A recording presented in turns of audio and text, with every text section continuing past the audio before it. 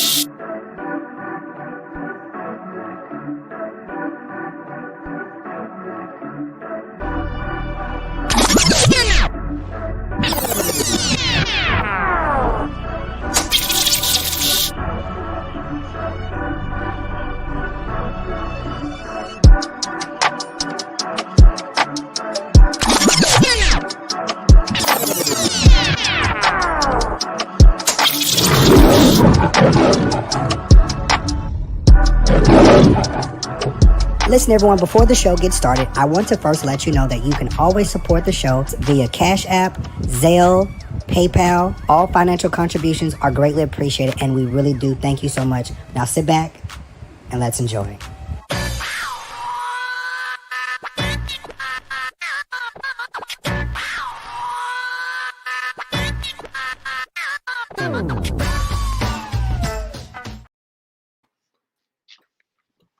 Hey, y'all. Okay. There's you on mute. Who is it? Oh. Okay, what's going on? Okay, so we waiting on Thais and London to come on too. So we was having this conversation earlier, Darius, and we was talking. He is cold cock knocked out. Who? Thais?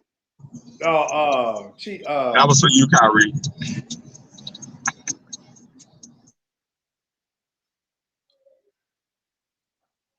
So we was having this conversation earlier about the children in church playing and carrying on, because for the past couple of days or past couple of weeks, we've been having these kids come on They want to prophesy.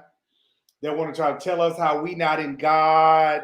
They want to tell us all kind of crazy stuff. But, you know, you go look at their pages and we be like, daughter, niece, we see you. So, where is Thais at? Hold on. Eating. Let me see what mother. Hold on one second. Let me see what mother at. Hold on. Hey, eating. Now I done gave Thais plenty of time now to go ahead and slurp them pancakes now. All right. Who is that? We on his way now. Wait a minute. He said what? Oh Lord. Oh. Okay. Did you know your thing on mute? Yes, sir. You on mute on purpose? I was muting on purpose. Okay. Just want to make sure. All right.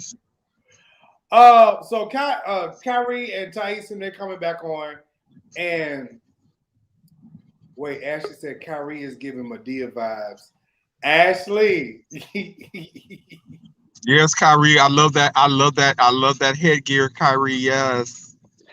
This is my Saturday gear. Look, I'm doing laundry. I'm clean. I got my black eyed peas soaking. This is what you get. Kyrie, Yes. I'm in the kitchen now. The cake is done. I didn't fix that. The steaks is in there, slow cooking. I'll have that ready for tomorrow. Me and the children and Karen also. We're gonna have it all ready. Where's London? Is London gonna be here? London's supposed to be. Is London gonna be here? He's supposed to be. Oh, okay. Well, yeah, Where we know you how going? that go. To Aventura. To who? To Aventura Mall. Oh, that's South Florida. Yeah, that's right. Yeah. Oh. So I'm trying to wait on East to get here because he really came up with this idea. But babe, I want to tell y'all something. Y'all kids come on my platform, and y'all go on Thais' platform, and y'all like to tell us what we ain't doing, what we need to do. Maybe it was some little baby last night. Him on our live trying to just read us and then got in my inbox trying to tell me what to do. And I'm all the way, I'm not gonna lie. I'm not confused, but I'm just like, I'm not gonna pay it no attention anymore. Because at this point,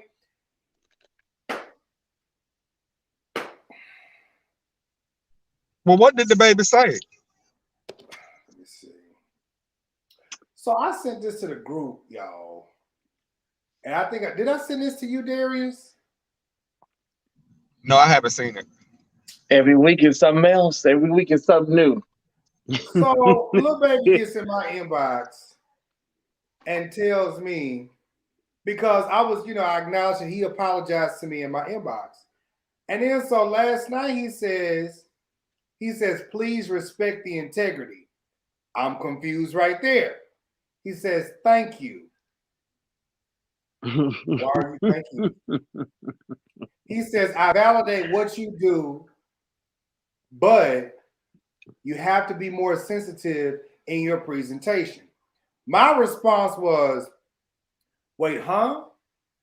I said, what I do? Explain. He says to me, he's smoking on the altar.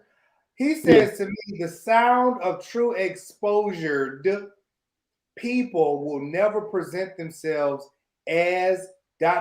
or ... identify themselves as a mistake.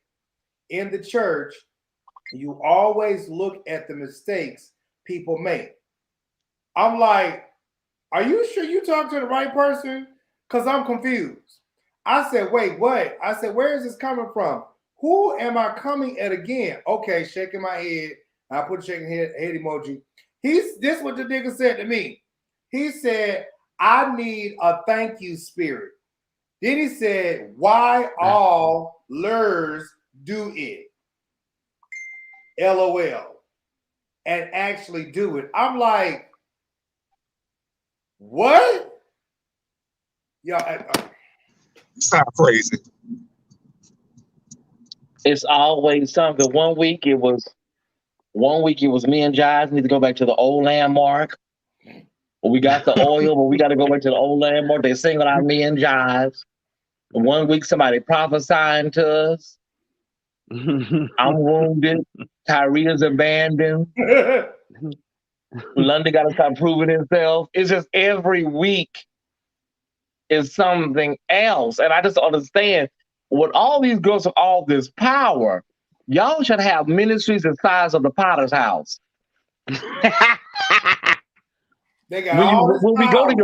we go to your pages, honey, girl, where are all these people at that you need to be like? Listen, I take it with a grain of salt, y'all. I'm at a point now where I just have to take it with a grain of salt because it's numbing, it's mind numbing at this point. Two things. When I brought this up to Jives today, I said, Jives, I'm sick of these gay men running around here emulating what is oppressing them. I don't know what it is about gay men wanting to be G.E. Patterson and T.D. Jakes, and I'm not saying those are oppressive ministries. I'm just saying they want to be oily. No. They want to be, Ty, you know. can you say that one more time? Because somebody gonna say that you said they're oppressive. Say that one more time. I'm not saying they're oppressive. Let me clarify. What it seems like is everybody wants to be somebody. That's what I need to say. Okay. They want to be somebody instead of being themselves. If you are called, if God has a calling on your life, then all you have to do is just walk in your calling. Period. And everything will come. But what it Everything will is, come. in my opinion, what it is it's like Ty said, they want to be somebody. But it's like as little boys, gay boys who emulate their favorite, they little boys now they emulate Beyonce. These church kids want to emulate Susie Owens and Juanita Bynum and the Okay. women of black ministry. That's what it is. And Kim Okay. Burrell, that's what it is. They want to be them. Well, why they keep bothering us, Kyrie? Why they keep inboxing us? I'm gonna tell you why. We don't bother nobody. So I don't know. they're not gonna go to. They'll try us because they want an audience. Oh. They're not gonna go to Larry. They already think how their mindset, but they're not gonna give Larry that because apparently Larry is not giving them no attention. Okay. They're not gonna go to William McCrae because they don't like William. And the ones who are making up these pages and stuff, those are gay men. The ones who got the usher board, and I don't know them at all because William used to accuse me of knowing somebody or even being behind these pages. Oh, shoot, I'm eating. I'm sorry. It's all right. Take your time. Used to accuse me of being behind this page or being the one. No, I'm like, dude, I don't have the time or the energy to sit up out here and do all this stuff. If I want to talk about your musty looking ass, if I want to talk about you, bitch, I'm gonna talk about you like I can and will, girl. But they'll come to us because they want an audience. And I don't like them. Bitch, why you watching? Clearly, it's something like now, y'all ain't talking like we were just talking on the phone while I was here stirring up this cake. First of all, I'm trying to understand Lil Andre coming over here, and we not, and you know what he said on his page. You know what he said on his page? Kyrie Darius, and Chase. He said the people are mad. They mad at me. They don't like me. I said, who don't like you? I don't even know you. Well, nobody knows you. I had never heard you today. Who don't like you? Be like, huh? I never heard that man until today. It's never ending. It's never ending with these people. And the thing about it is that, girl, if you have power, if you have true power, if you have a true calling, everything's gonna come naturally. It's just gonna fall into your lap. I'm But over y'all are on these lives sounding like whole gals. Y'all are running around here in these pulpits switching, and nobody is fooled. Do you think nobody knows the tea? Everybody can see. Everybody can see, honey. So it's like in your mind, you probably, are Superman, like Clark Kent. Nobody knows. We know. Baby, I'm so over with these little girls, these little dry ass words. They want to, oh, I felt God. What did he have on his page today? And he The said oil has something to options. The oil has options, and it chose to fall on me. Some shit like that. the oil should fell on all of us if we believe, honey. The oil is all over everybody. The blood still works. He said the oil has options, but it chose to fell on me. Woo! Baby, that was not deep. That was These not good. I was deep. like, That was not deep. Baby, all these oil had Andrew options. Caldwells. And and I want to make this very plain and clear. I do not hate any of these people, nor Mm-mm. am I, or any of us for that matter, feel any type of way about any of these people. We just sit back and we watch. Today we chose to talk. Phil Bryant is a youth pastor now. Okay, congratulations. But at the same time, it's like, oh, okay. Now, what did you have to do to get in that position? It's like this, and I'm not casting any aspersions. What's the word? I'm not casting any aspersions on Mr. Bryant, but I'm just saying. I just tell anybody, you can't tell me nothing if you're not living in your authenticity. If you're not living your whole truth, I don't know how you can come from a place of any type of spiritual or biblical principles. God can use anybody, gay or straight. But if you're not living in your authenticity, that means you're living a lie. So how are you in a place of spirituality when you're not even living and you're not even being truthful to yourself? So it's crazy. What's going on with London? Hi, London. How you doing? What is going on with London? Is he froze? Okay, I had to come back in because my earpiece sounded like real deep. Like y'all was sounding like you had something in your throat or something. So I had to You come back always out. tell That's me how you. But that's how I mean, you I smoke sound. You so sound. You I smoke underwater. for a living. My bad. I sound like I'm underwater. You sound like you under. Mm-hmm. Sound like somebody vacuuming. Yeah, it sounds a little distorted. What the fuck? Hold on. Sound like somebody using an Instapot.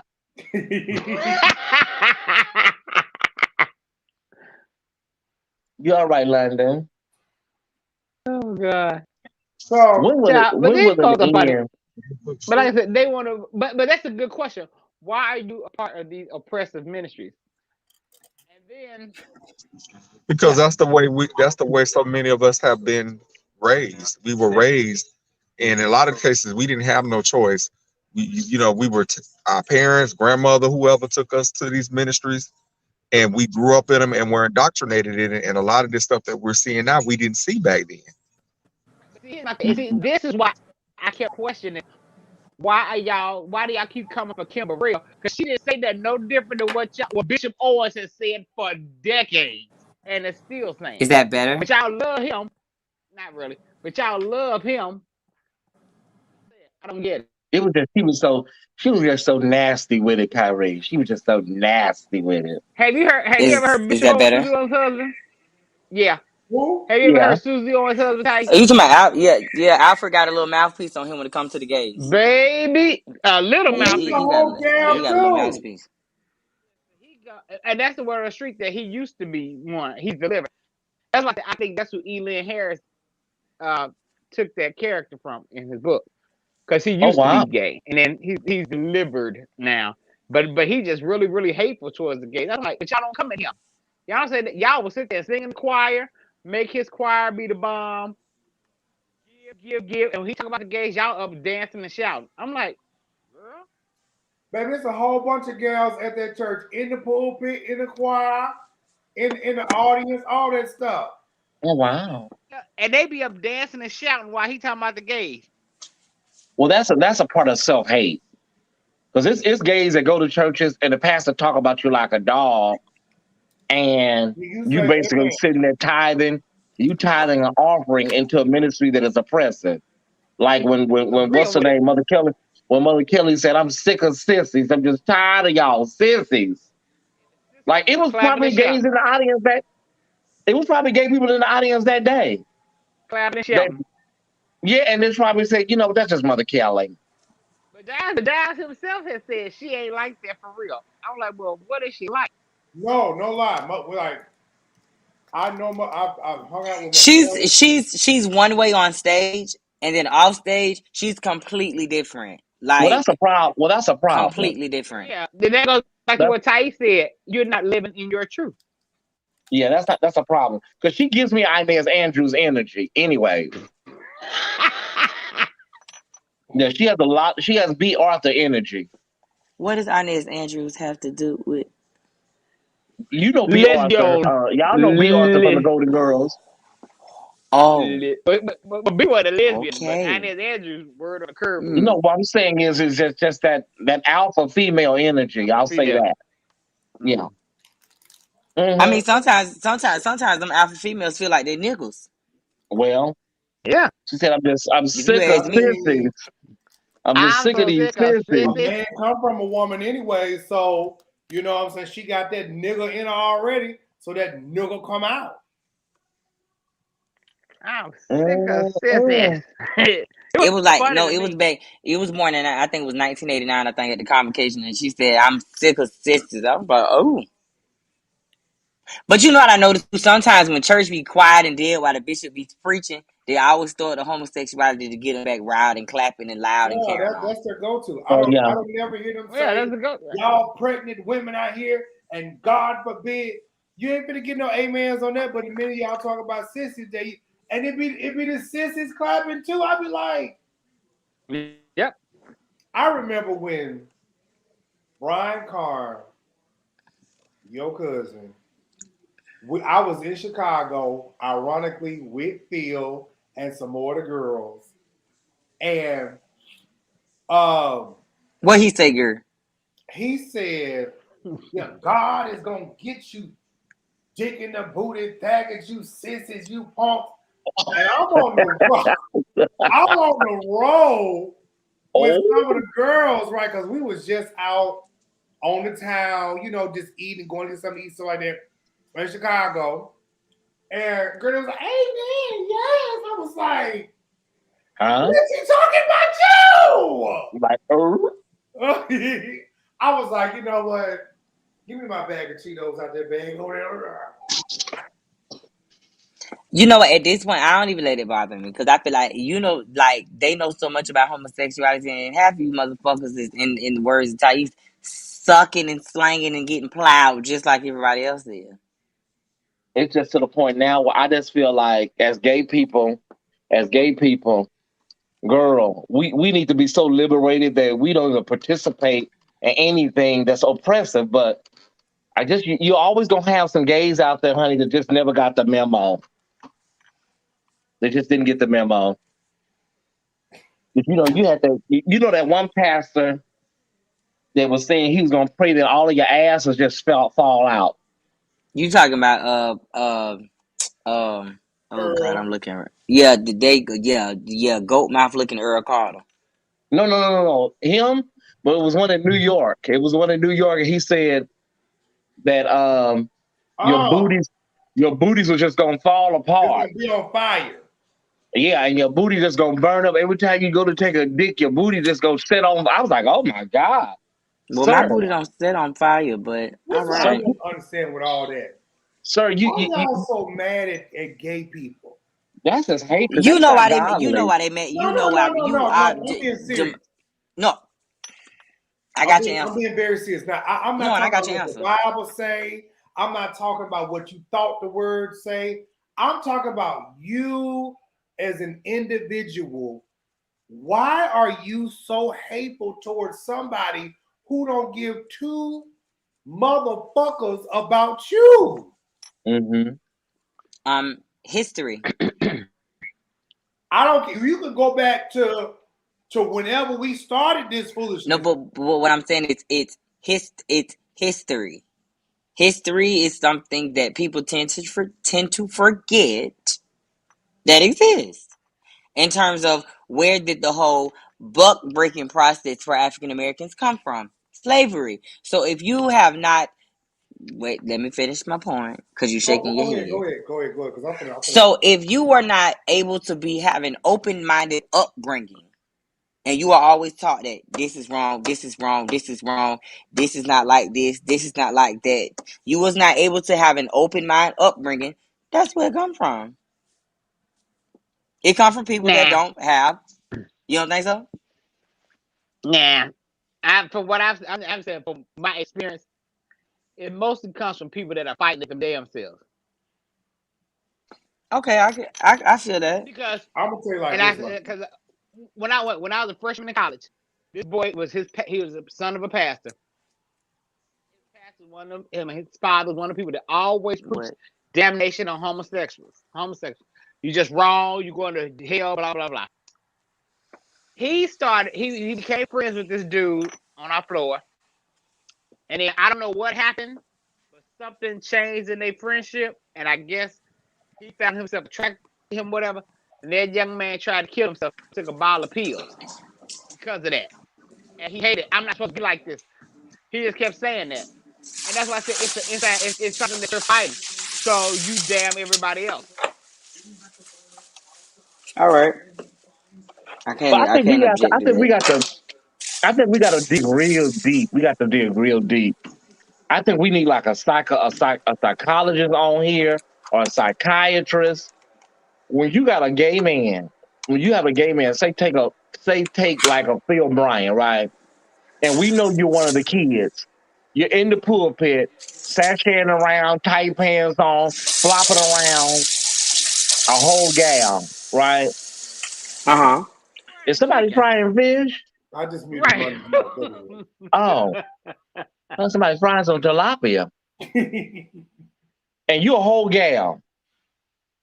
And we know this.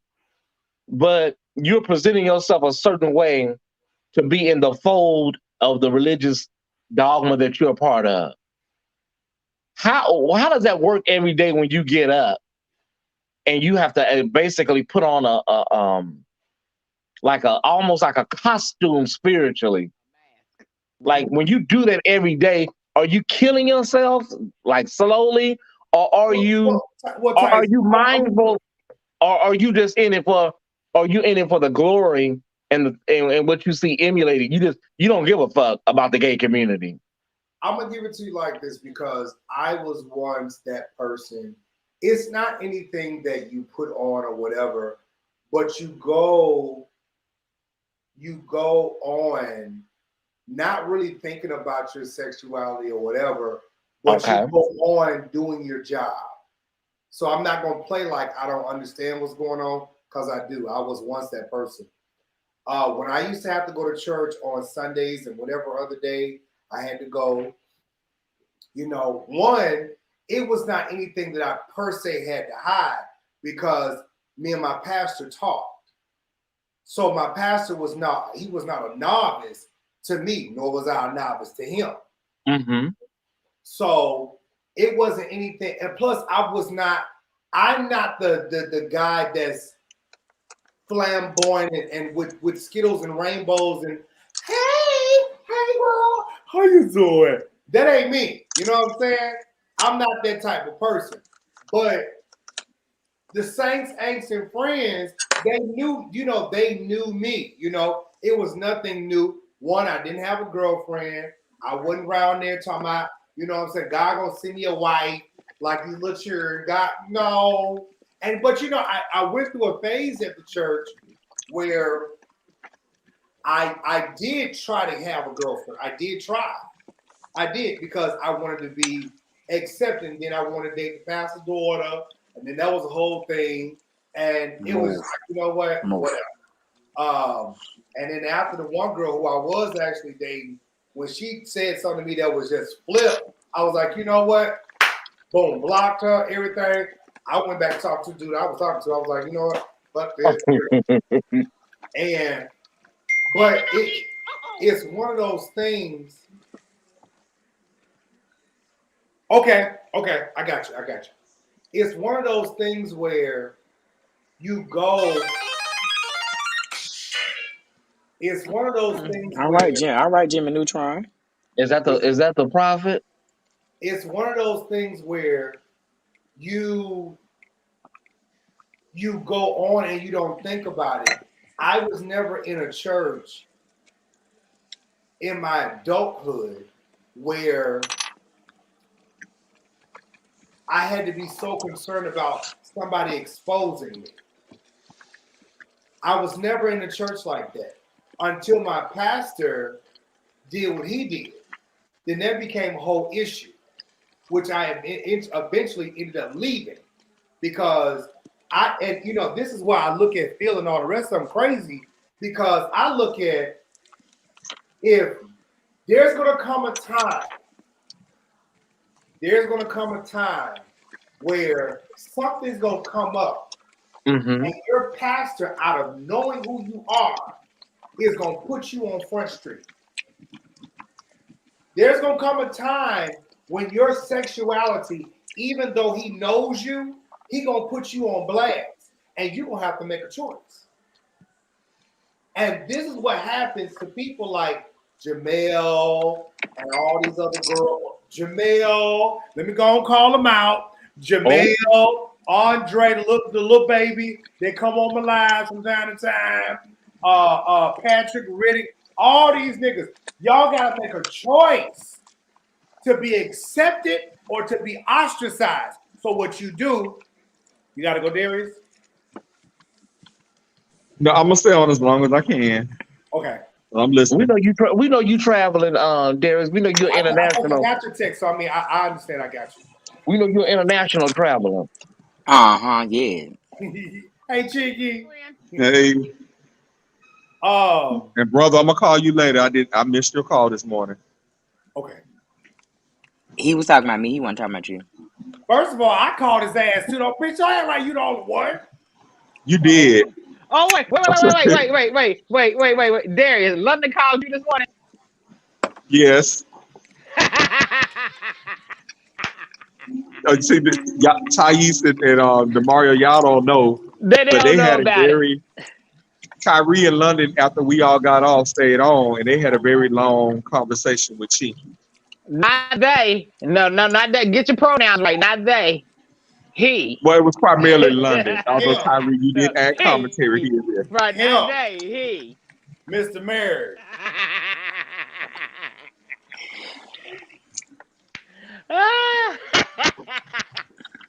But there's gonna come a time. Y'all done? I called it last night. There's gonna come a time where you're gonna have to make a choice, and if your choice is not in favor of the church, bump, you want to be happy. If your choice that you have to make is not in favor of the church, they will ostracize you. They will put you out. They will blackball you. They will do all of those things to you. So then what you end up having is, like a Patrick Riddick, you end up going out you end up having a baby by some girl to prove, hey, I still fuck bitches. I still sleep with girls. Now you done messed up 3 lives. And here's the thing. This is what bothers me, and I'm gonna let y'all have it when I get through saying this. This is what bothers me. We stop teaching, we stop even having the conversation about sexuality. Because sexuality, here's the thing. There is nothing wrong with a man looking at another man and saying, damn, he's fine. And looking at a woman saying, damn, she's sexy as a motherfucker. Or in the same term, oh, she's beautiful. Oh, he's handsome. There's nothing wrong with that. If you choose to go, you a man, and you say, well, you know what? I've never been with a man before. I wonder what that's like without feeling like, oh, Jesus, oh, I'm going to hell. No, God put you here and you are a sexual being. And if you see something that look good, you just like, you know what? I just want to tell you, you fine. I mean, I'm a whole straight man, but you fine. Like, I mean, I wouldn't mind. Can I kiss you? I wouldn't see nothing wrong with that because, again, whatever you choose to be within your life, that is your choice. That is your decision. People need to stop putting God on everything. They put God on bicycles. They put God on TV. They put God on the telephone. They put everything's a sin. I'm gonna say this. What you said. We need it. I don't see it as whatever you choose because to me, attraction is natural. And if you're that's attracted what to a I'm saying, man, then that's what you're attracted to. That's what I'm saying. Like, if you're attracted to both sex, that's natural for you. If you're only attracted to women and you're a man, that's natural for you. If you're a woman and you look at two a man and a woman, that's natural for you. This is what I think. Ross says. This is me. Ross says. Okay, go ahead, Kyrie. I was gonna read Ross' comment. Go ahead. I'll read it after. Oh, okay. If you as far as attraction goes, oh damn, I was gonna say shit. Oh, to me, whatever you're emotionally connected to is what you are. To me, like I love women, but like women, I find them beautiful and everything. Kicking with them, I just don't. But emotionally connected, I'm more emotionally connected to a dude. I'm more comfortable with a dude. So, and I think that's me. What do Walt say, East? Ross says, I directed the choir for years at my old church, and I was dating the organist on the low. The pastor knew about it and said nothing. When I decided to go full-time into the Air Force and move to California, he was mad I was leaving and exposed the whole thing and kicked me out of the church. It happens. Oh, wow. Every day. Oh, wow. You must have had that choir rocking. That's why you get mad. He used to be they tell you all the time. They'll use your talent. They'll take your talent, flat iron the first lady hair, frying chicken in the back. You know what I'm saying? Washing the brown van. Whatever your talent is, they'll take it. But they ain't gonna affirm you. Why you always be talking about this brown van, honey? Have you did stuff in that brown van, baby? It's a brown van in the back. It's a brown van that used to pick all of us up, brown or either white. Ours is blue. You know what? You're right. It was blue, like a navy blue. Yep, ours is blue. They picked up everybody. But yeah, no matter Ross, where you live, it happens, Ross. Sorry that happened. Yeah. They'll take your talent, but they ain't gonna affirm you.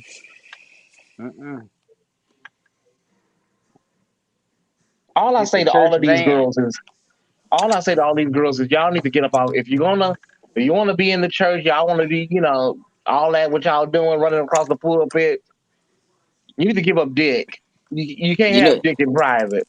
I was gonna say something else, but you said basically what I was gonna say. Yeah, get up off that dick. You want to be in the church? You want to be up there? You want to be Susie Owens? You want to do all that, girl? You need to get up off them dicks at night. No, I was just gonna say fuck. I was just gonna say fuck them. That's too easy. That's too simplistic. Oh, girl. You want to be you want to be Carolyn Showell and all that, girl. Fine. Just get up off them dicks in the morning, early in the morning. Why so early? Why they can't be late at night? Okay. What jobs go? Lil Nas X? Probably. Check his jazz. Go check his jack. I'm playing. Taylor Horn says, I may be wrong for this, but gay people have been like slaves in the church for years and now demand freedom. Yeah, I mean, well, first of all, I was checking on my tape. Lil Nas X ain't came over here yet. He'll be over here. Taylor Horn. Well, hold on, Anime. Did you put a fork through it? Did. Okay, never Toothpick. mind. Okay. Well, Let it toothpick may cool. work. Toothpick. I tell all black people, let the cake cool. Stop messing with it. Cause he eating it. Put it on top of the stove and let it cool for about 30 minutes, 40 minutes. Hold on, I'm gonna show you this cake. Just a moment. Hold on. Black people love messing with the cake after it come out the oven. Look at Anime. So you came back on and you on two different things? Say what now, girl? I want to address Taylor Horn. Hold on, let's see her. Taylor Horn, it's two delegations of us. You got the straight, you got the gays, and then you have the gays that are enlightened. Oh, that's pretty. But you should have took it out the pan first. I did take it out the pan. You should have left it in the pan.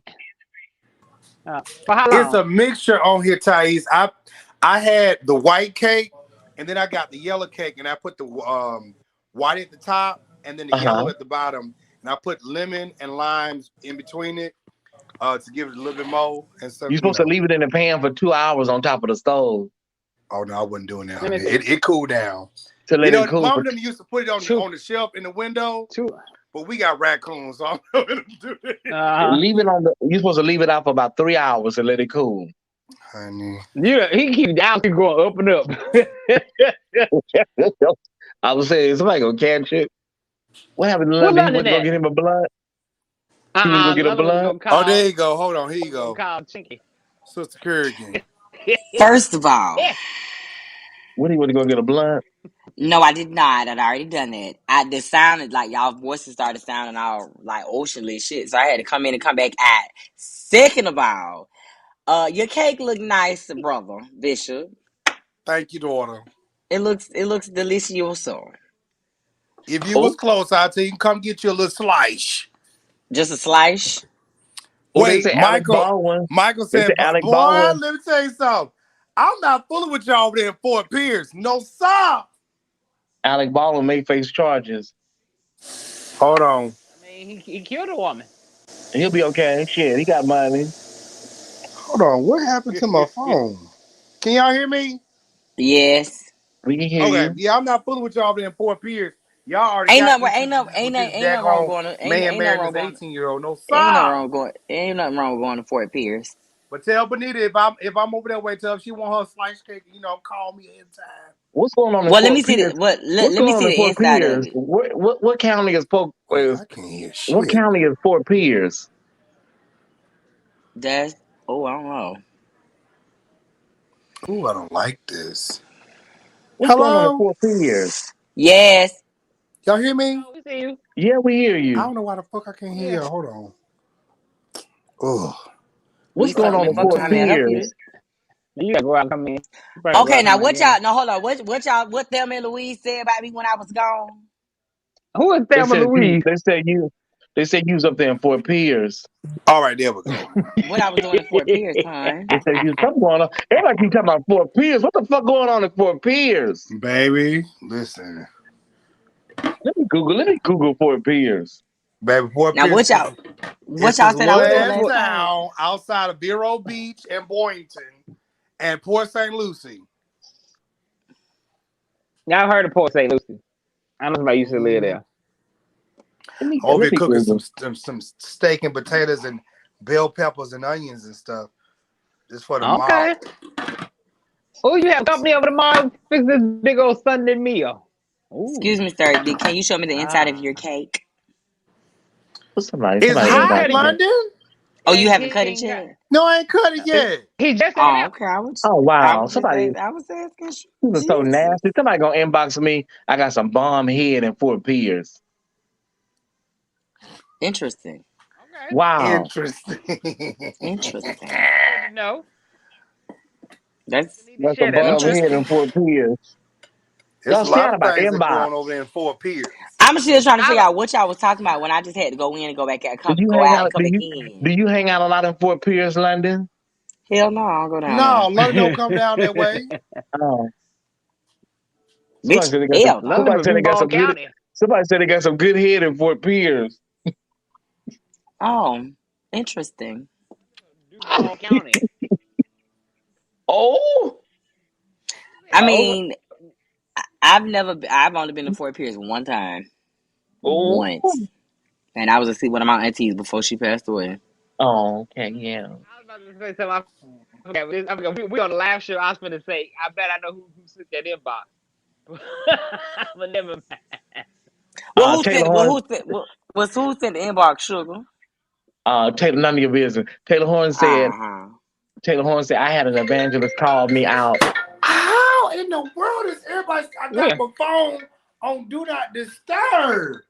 I had an evangelist call me out at a Kojic church in Dallas, Texas, and told me I'm not a woman and I need a real man. About to piss me off. And I need to be a real man and come out and sing. Oh my God, Taylor Horn. Why he said it for the whole church? I had an evangelist call me out at a Kojic church in Dallas and told me I'm not a woman and I need to be a real man and come out and sing. I would have read her for filth. Baby, I would have read her down. I would have read Mama for filth. There would have been a misunderstanding. The ushers, the deacon, and the clergy would have escorted me out that night. They would have escorted me out, and I would have been banned from that church probably indefinitely. Because you probably would have said, bitch. I'm going to say this. Now, and Taylor know I love him. But when I saw Taylor at AIM 2019, Taylor had on... something gay. Well, I wasn't going to say that, but... Just something... So he had on something gay. He had on some... So you know the sparkly pointed toe shoes. Oh my God! You just say he had on something gay. Why is that gay? Why is that gay? What is something gay? Because how Jives is talking. What is gay? What is gay when y'all say y'all young and y'all love saying this stuff is gay? This me. So how Jive is describing what Taylor had on? Something just says something gay. I'm trying to help and people understand. So Taylor had on. Taylor, if you got a picture of what you had on that night, please send it to Jive so he can put it on the big screen. No, Taylor he had this long kind of shawl, kind of drapery thing that went to the floor. Oh wow! And then I just said something gay. And then he had his hair in the little dreads and ponytail. So to look at him, you already knew, okay, he must be one of the kids. But what people do in church is they look at people and they already want to zero in on certain things. And it's like, I wouldn't give a fuck if he had on a full drag outfit. If he was full geese. Wait, God, hold on, Kyrie. God said something. God ain't told you. Wait a minute. Wait a minute. Now I know I ain't got nothing with nobody doing no drag. I ain't got no problem with that. But like I stated earlier when we was talking, I said Kojic got rules and regulations that you have to abide by for somebody not to say nothing to you. I know what you're gonna say, DeMario. I know what you're gonna say, bro. I get it. I understand. Do they have rules and regulations? Do they have rules and regulations for their clergy? What I'm gonna say, London? Most of the gay boys that grew up Kojic was getting turned out by the motherfuckers that's condemned. Period. Thank you. Okay, wait. I mean, I'm not disagreeing with any of you. I'm not disagreeing with none of y'all. What I'm saying is, DeMario, you know how Kojic is. We both born and raised in it. I get those, but those are not set in stone rules. That's stuff that people say. But here's my problem with this stuff. And this is what bothers me with people that want to pick and choose who they want to point, turn out, and tell God. God ain't told y'all to say none of this bullshit y'all talking about, first of all. And then two, have a lot of these children that are like they are right now is because some pastor, first lady, missionary, church mother that touched on these kids. And this is why first of all, let me close my door. Charlie, come on, please. First of all, have these okay, wait a minute. kids. Do I need to go get a shot? Because I think what you finna say, me and you finna get in an argument. Oh wow. For what? I mean, not an argument. I ain't mean to say an argument, but we're gonna have a disagreement because what he finna say is, I think because people are touching on people's children, that's turning them out to be gay or whatever the case may be. I don't think that. Okay. So you think it's cool? No, what I'm saying is I'm not telling anybody no, hold on. For all y'all who think I'm saying touch the children, fuck no. Touching somebody's child that ain't yours or whatever the case you doing sexually, you need your ass beat. But what I'm saying, I don't see. Here's the thing: everybody want to talk about a fucking spirit. So then, why don't you go talk to that nasty ass motherfucking pastor who didn't turn out everybody's child in the church? Go talk to the pastor. What's the okay, rules cool. But my thing is this: who has the balls? Who has the balls? Some of them kids is like that. Okay, I'm not disagreeing with you. What I'm saying is, who has the balls in the church to go say, you know what, Pastor, I'm tired of you sucking and fucking around all these niggas. Who gonna do that? Besides somebody with some integrity, Kyrie. Right. Besides the four of us to do that, but the average person ain't finna tell that to their pastor. Sometimes they scared. But you know they what? Scared of them. London, I've said this before, and I'll say it again. We had a nigga here in Polk County, over there in Polk County, who went through the city acting like he was so straight. He was a little short ass nigga, and he could preach. And all these women were just gawking and over him and carrying on, and he would just bamboozle the women, and then end up fucking their little boys. And no, not everybody. And they didn't have no father figures in their home. They didn't have no fathers in their home. Has been touched because I wasn't touched. Okay, praise God. But I'm just like this right here.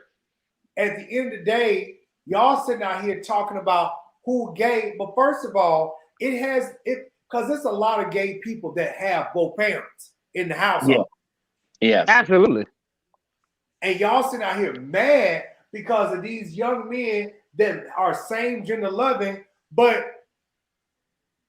and they're not promiscuous. But you ain't gonna say that to your whole ass son. You ain't gonna say that to your whole ass daughter who out here having 11,000 kids and is out here on WIC and welfare and carrying on. You ain't gonna say that to them, are you? Oh, because you know what the Bible say. Bitch, where? Where the fuck in the Bible does it tell you to be a hoe and slang all the dick in the world and out here skeeting that illegitimate shit up into somebody? Wait. But going back to London's point, when London said it's rules and regulations, here's my thing with when it comes to church people. I don't care what your denomination is. If you feel that coming to church and what he had on was wrong, if a man can just full beat, if you are a Christian, your number one job, your commission is the Great Commission. You're supposed to win souls. You're not winning me over by busting me out. You're not winning me over by talking about me. So your job is to lead me to Christ. Show me the way. That should be the rule, not talking about them. But ain't nobody talking about that. Wait a minute. Okay. What? Lamar? Now hold on, Reverend. Lamar said the entire gay lifestyle is backwards and crazy and too sensitive. Anything please highlight that. Lust plays a part and won't last. Hold on, Bubba. Okay, you gonna read this. What? You gonna do it? I'm gonna do it. Hold on, no, I'm trying because you don't know how to say it right. Now, Lamar Ross is on Facebook. First, are you live on Facebook, brother? I'm live on Facebook too. Let me go over here, honey. Let me see what's going on. Let me go on over here to this comment, baby. Let me put Let me put my sundress on. Your sundress on? Everybody in the gay life, that's gay, I should say, is not a hoe, ain't lusting, ain't jumping on every dick and poking every piece of ass. Entire gay lifestyle is backwards and crazy. Now, if you around a bunch of niggas that's out here doing that, I don't know what to tell you. But me personally, I don't live by them rules. Hey, you ain't gotta explain yourself to nobody. No. This needs to be explained. Okay, well, go ahead. Everybody don't live before you start though. Before you start, everybody ain't fucking in the corner and can in the club and out here behind the streets and can. Everybody don't do that. I think before you start though, Josh, you need to ask Lamar what is his orientation. Okay, Lamar, He's straight. you have to be live to debate this. Do you want to come on live, Lamar? Yeah, what is Lamar's orientation? Because that's how. Hold on, wait, hold on, bitch. Let me go get my pearls for this. Yeah, Hold we on, need to bitch. find Let out me what get the- Lamar yeah, orientation is. That's where you start there before you even go to the next level. Wait a minute. He Let me said get my it's pearl. backwards but He said anytime it's love. backwards. Matter of So fact, Lamar. so what's hold on? What's where is Woody? I need Woody, and I want Lamar to come on. Lamar, absolutely, because what's your I'm orientation? still trying to figure. I'm still trying to figure out who the how am I backwards? Because I like penis. Lamar, what's your orientation, baby? Are you straight? He gotta be. Because baby, if he say he is gay, I'm going to holler. But a lot of gay people feel like they're London. They do. A lot of gay people are really, really fucked up in the head. I'm just gonna Wait be a minute. honest. So you saying that gay people say that we're backwards? There are a lot of gay people that hate themselves so much and hate their nature so much that they have adopted a heteronormative complex. They really have. And if they're in church, it compounds it. Lamar, inbox me, please. The wrong church. Lamar, please don't tell me you one of the kids. Oh, Lamar, if you one of the kids, honey, y'all can take the rest of the conversation. He said, anytime I wish you were in Georgia, we could do a podcast together. I like your style and your personality. Okay, well, Lamar, come on here, okay? Come on over here. Yeah, come now, honey. We'll get to Georgia later. Yeah, we can get to the podcast shit we'll later. To Georgia. Just come on now. Lamar. He coming. Lamar, if you one of the kids, you know what? I'm going back to bed. I'm gonna go watch Claudine. Child, I promise you, I'm gonna hang up. I'm gonna say, Lamar, I just sent you the link, Lamar. You see that link? I'm gonna chuck the deuces just like this. They always come out. I can't find it. I can't see it. You see that link? It didn't come through. Lamar, y'all not. He said I can't get it. Lamar, go to your inbox. Don't play with me. That's an old routine, Jives. Don't buy that, baby. Baby, go to your inbox. Yeah, I had look, Thais, I had to switch seats and put my pearls on. Lamar, we're gonna be so sweet to you and so nice. Just come on. Child, I'm not. I promise you. This ain't gonna be no cuss out session because we're gonna have a mature conversation. Yeah, we're gonna have a mature conversation. You are absolutely right. This ain't gonna be no anybody out, I will kick you off today. Yes, exactly. This is not going to be Beverly Beatty.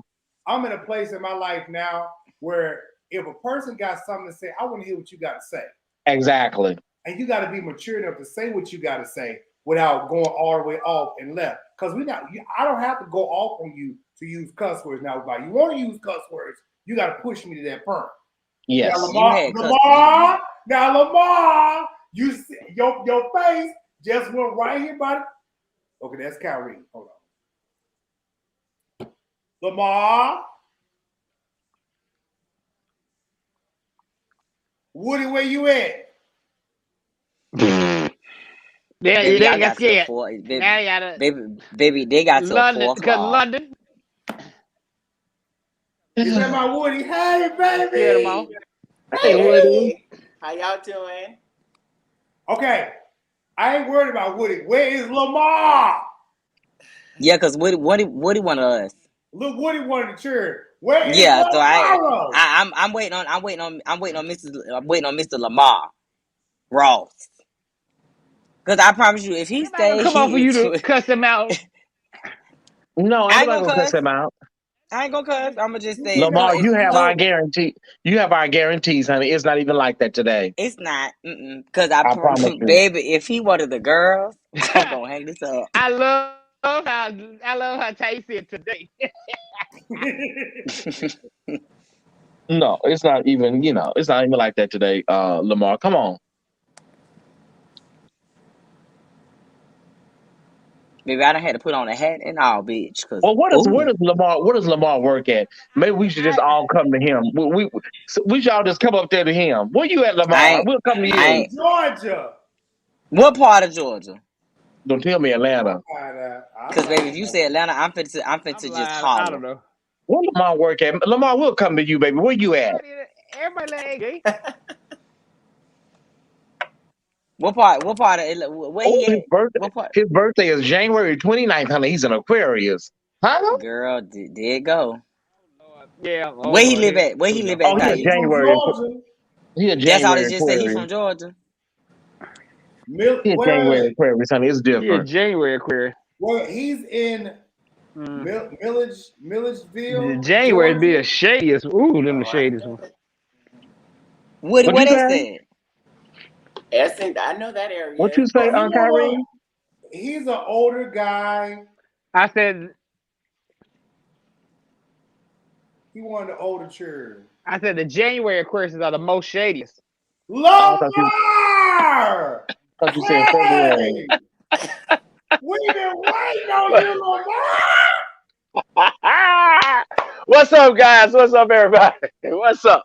Hey, how you doing? What's up here? Can y'all hear me? What's up, Demario? I finally caught you, Grand Boy. I finally caught you. But what's up? The reason why I say the things that I say, I hear you guys talk a lot. And where I am from, not Atlanta. I'm in the suburbs, the outskirts of Atlanta, not the multicultural city. If you step outside of Atlanta about 40, 50, 60 miles, you'll see what I'm talking about. You still got people in the gay community that still come to your house and say, wait, let me come to the back door. Don't tell nobody I came over here. We can't go down the street together.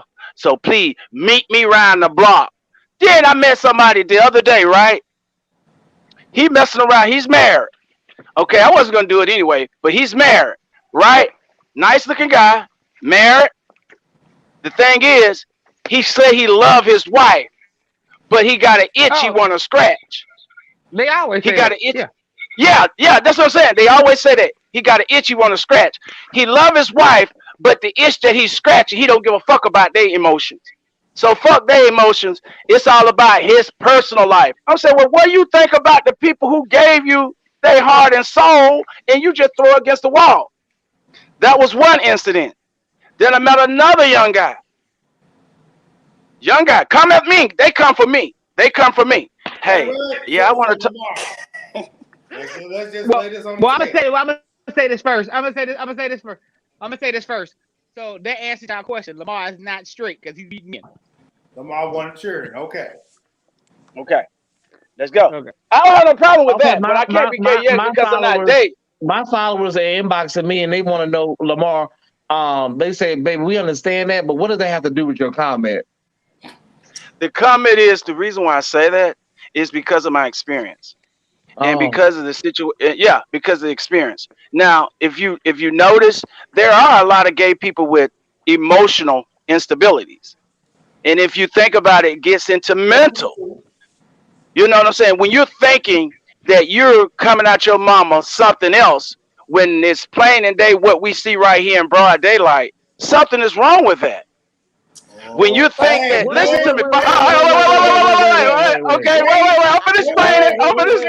Wait. What are you talking about, Lamar? I'm gonna explain it. Of Lamar Ross. Hold on. Wait a minute. Lamar Ross. Wait a minute. I need a shot. And I can only speak for me. I need a shot. How old are you, Lamar? Lamar, how old are you? I'm 50. You're 50? Yeah. Okay. I can't. I'm shutting up. No, I'm gonna let y'all have so it. are you talking about the trans community? Wait, what you're saying when I say the trans community? No. I'm speaking in general from the root. You know how you start off and you have these feminine personalities? You know how you are in touch with your feminine side more so than your masculine side? Some of us, the majority of us. Okay.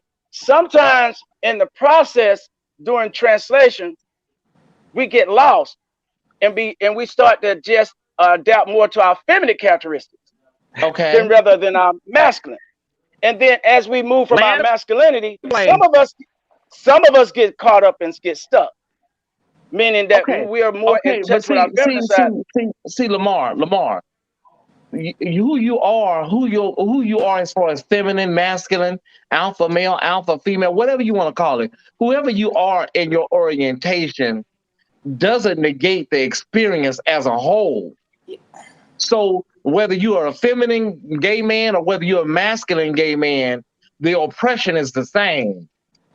Now, what you can do is you can mask it and you can blend in when you're more masculine. You can go into spaces that feminine gay men can't go in, when you can play the role and blend in at the basketball court, up at the church, and the barber shop.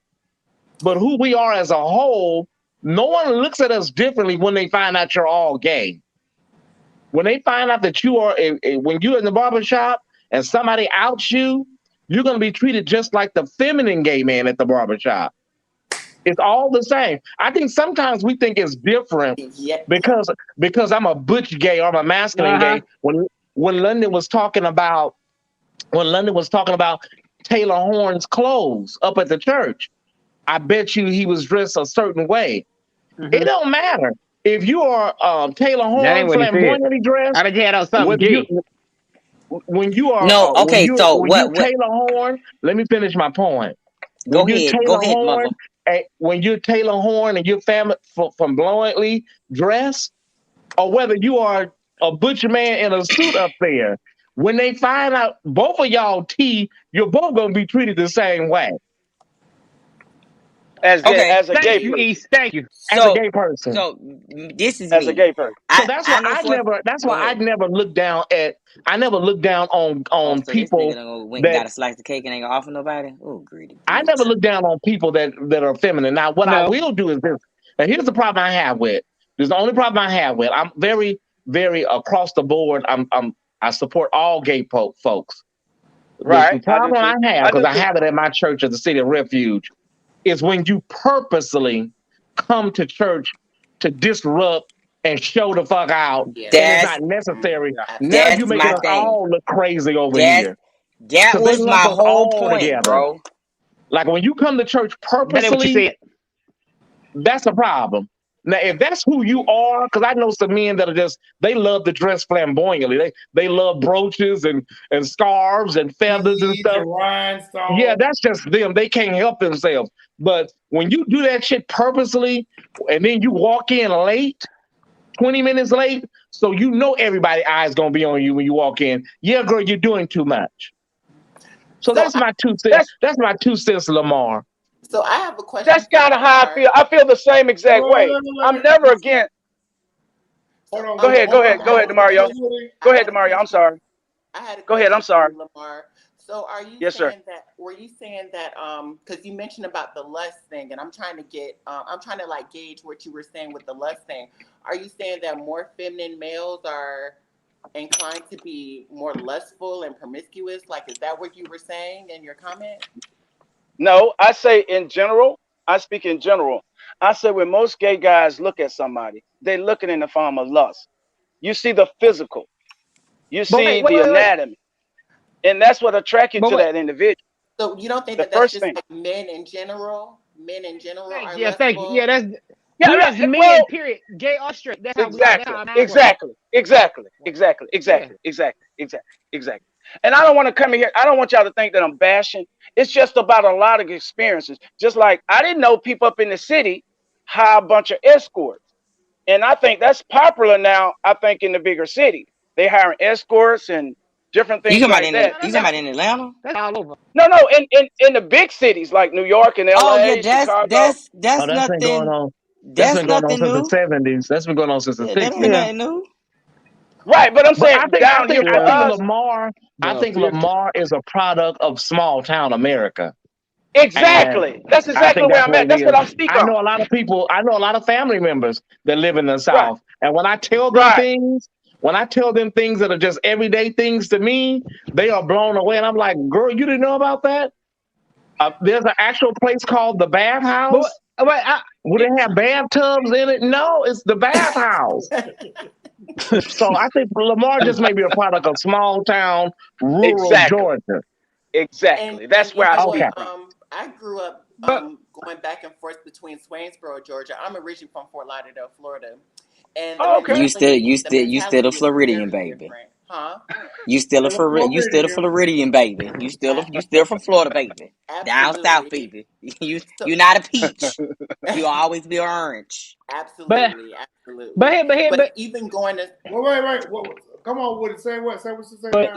Even going to Swainsboro, Georgia, they do have like different mentalities. Like Tayi said, like the mentality is small, and they think that that gay men are just lustful and promiscuous, and that's why certain things are upon the community, and it's not like that, because anything that happens in the community happens in general as well. Men in general sometimes think with their other head instead of their head on top.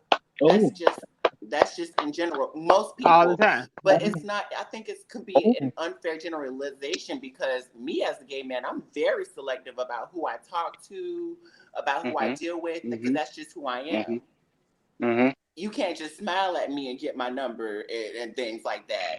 But I feel like everybody's different. I don't think that generalization should be just placed upon the gay community when everybody does it. Straight men, people who don't have a title, it's just men in general, or people in general. Yep. I like that. Thank you, sir, for helping me getting that point across. But no, I'm not bashing.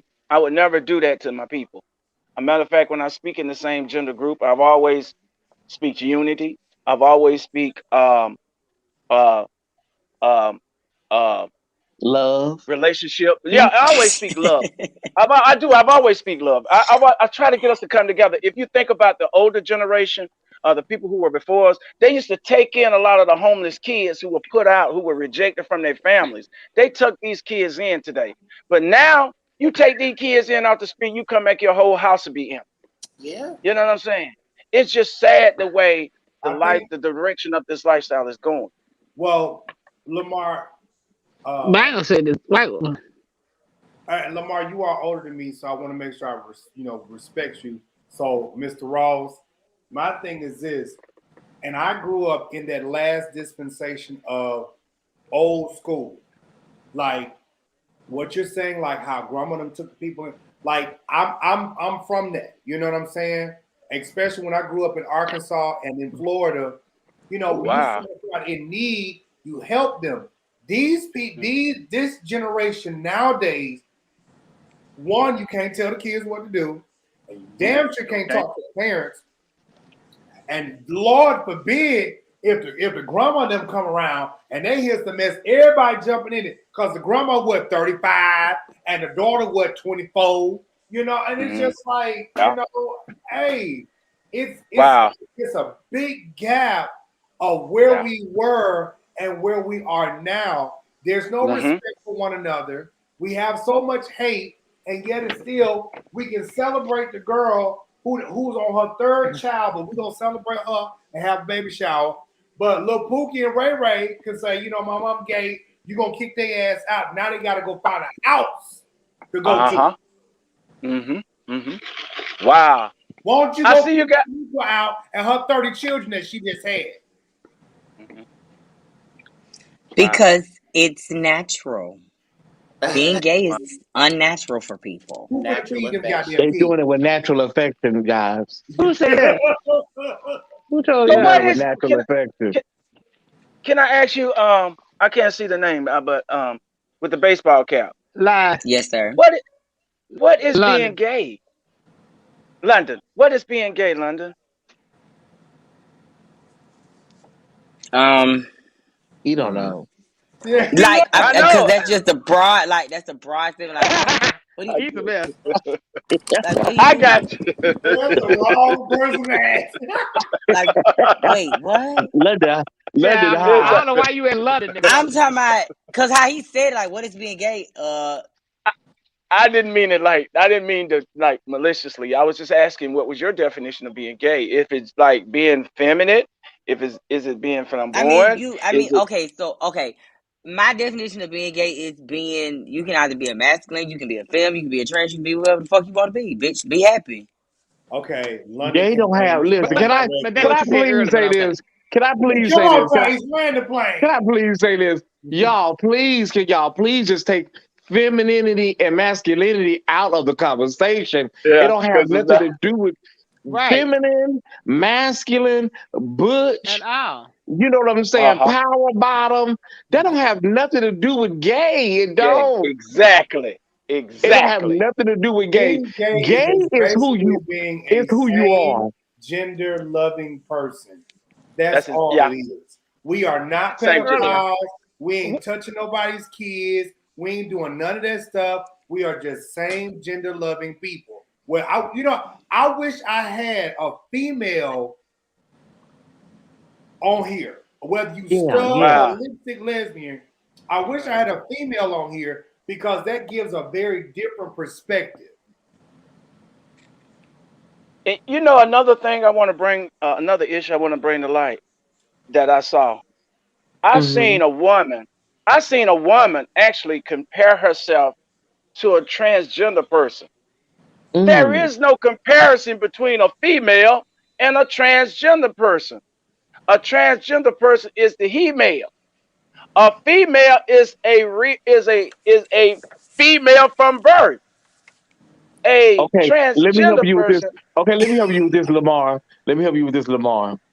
This is what I tell everybody when it comes to trans, all of that, transgender, whatever you want to call it, gender studies, gender sciences, whatever you want to call it.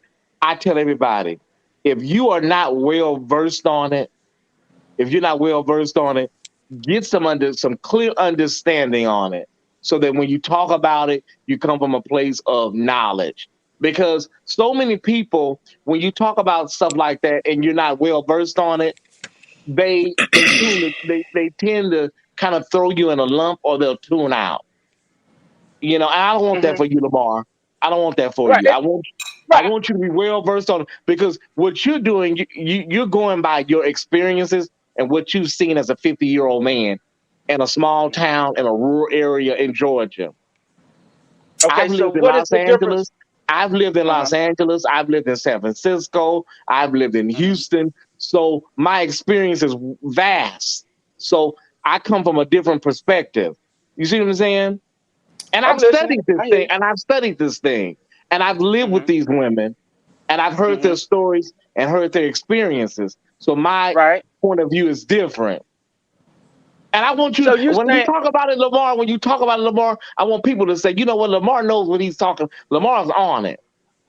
And Lamar, here's the okay? thing: the reason why when I said, Lamar, when you come on, we're not gonna beat you up or bash you or whatever, Right. is because a lot of times what we understand is that, oh, Kyrie, I didn't even see you.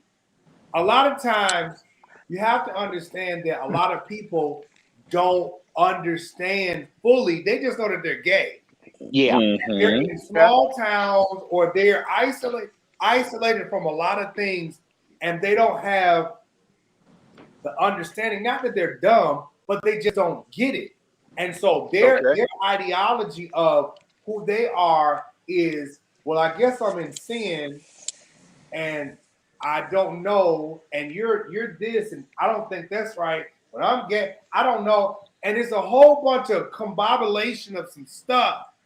So when people start educating each other, it's a period of unlearning a whole system of fucked upness to relearn what makes sense and what's right. Just like when we talk about the Bible, and when I talk about it, I had to go through a period of unlearning what I did know to Hmm. relearn what was actually there. Hmm. Because everybody said, and I know all of us on here heard it, Sodom and Gomorrah, God killed Sodom and Gomorrah because of homosexuality. That was No, he never in didn't. the Bible. No. Mm-mm. They said David and Jonathan was brothers. Baby, if David and Jonathan was brothers, baby, what they was doing in the Bible, that was just woo. That was woo. It's a whole bunch of stuff that I had to unpack so that I could be able to learn all over again. People Uh-huh. don't want to try to understand what being gay is like, because in their head, they're already saying, oh, gay is a sin, so I don't want to know shit. Well, bitch, Yep. no, it's not. No, it's not, because my Bible tells me something different. And I know y'all read the King James, but baby, when I go read all the rest of these books, I see something totally different. Now, we're not going to even get to talking about Jesus, because baby, folks going to get pissed and their drawers going to get all up in the ass and carrying on. Let me tell you something. First of all, the picture that y'all sit up out here and worship the white man, that y'all worship. That's not how Jesus looked. Yeah, first of all, Caesar Borgia. Caesar Borgia was a gay man that was in love with Da Vinci. Talk about it. And twerk. Gonna talk about it. But that was Michelangelo's piece. No, that was Da Vinci. That was Da Vinci's lover, and Caesar Borgia had Da Vinci to paint his son as something like I'm getting back at you. Now your face up here. Now you got to do right, so that when people see you, they look at you as something upstanding. So when people don't understand history and what all has been going on, then we sit out here, y'all, this is just too much. Because I tell my grandma this, and she be like, oh, Mario, But again, my grandmother is 70-something years old, and when you have been indoctrinated so long, this is the only way you know. I just said that. Can I say something to Tyrese?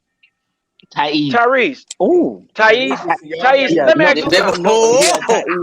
Thais. Okay. Thais. I can't see it, but let me explain it. Let me ask you something.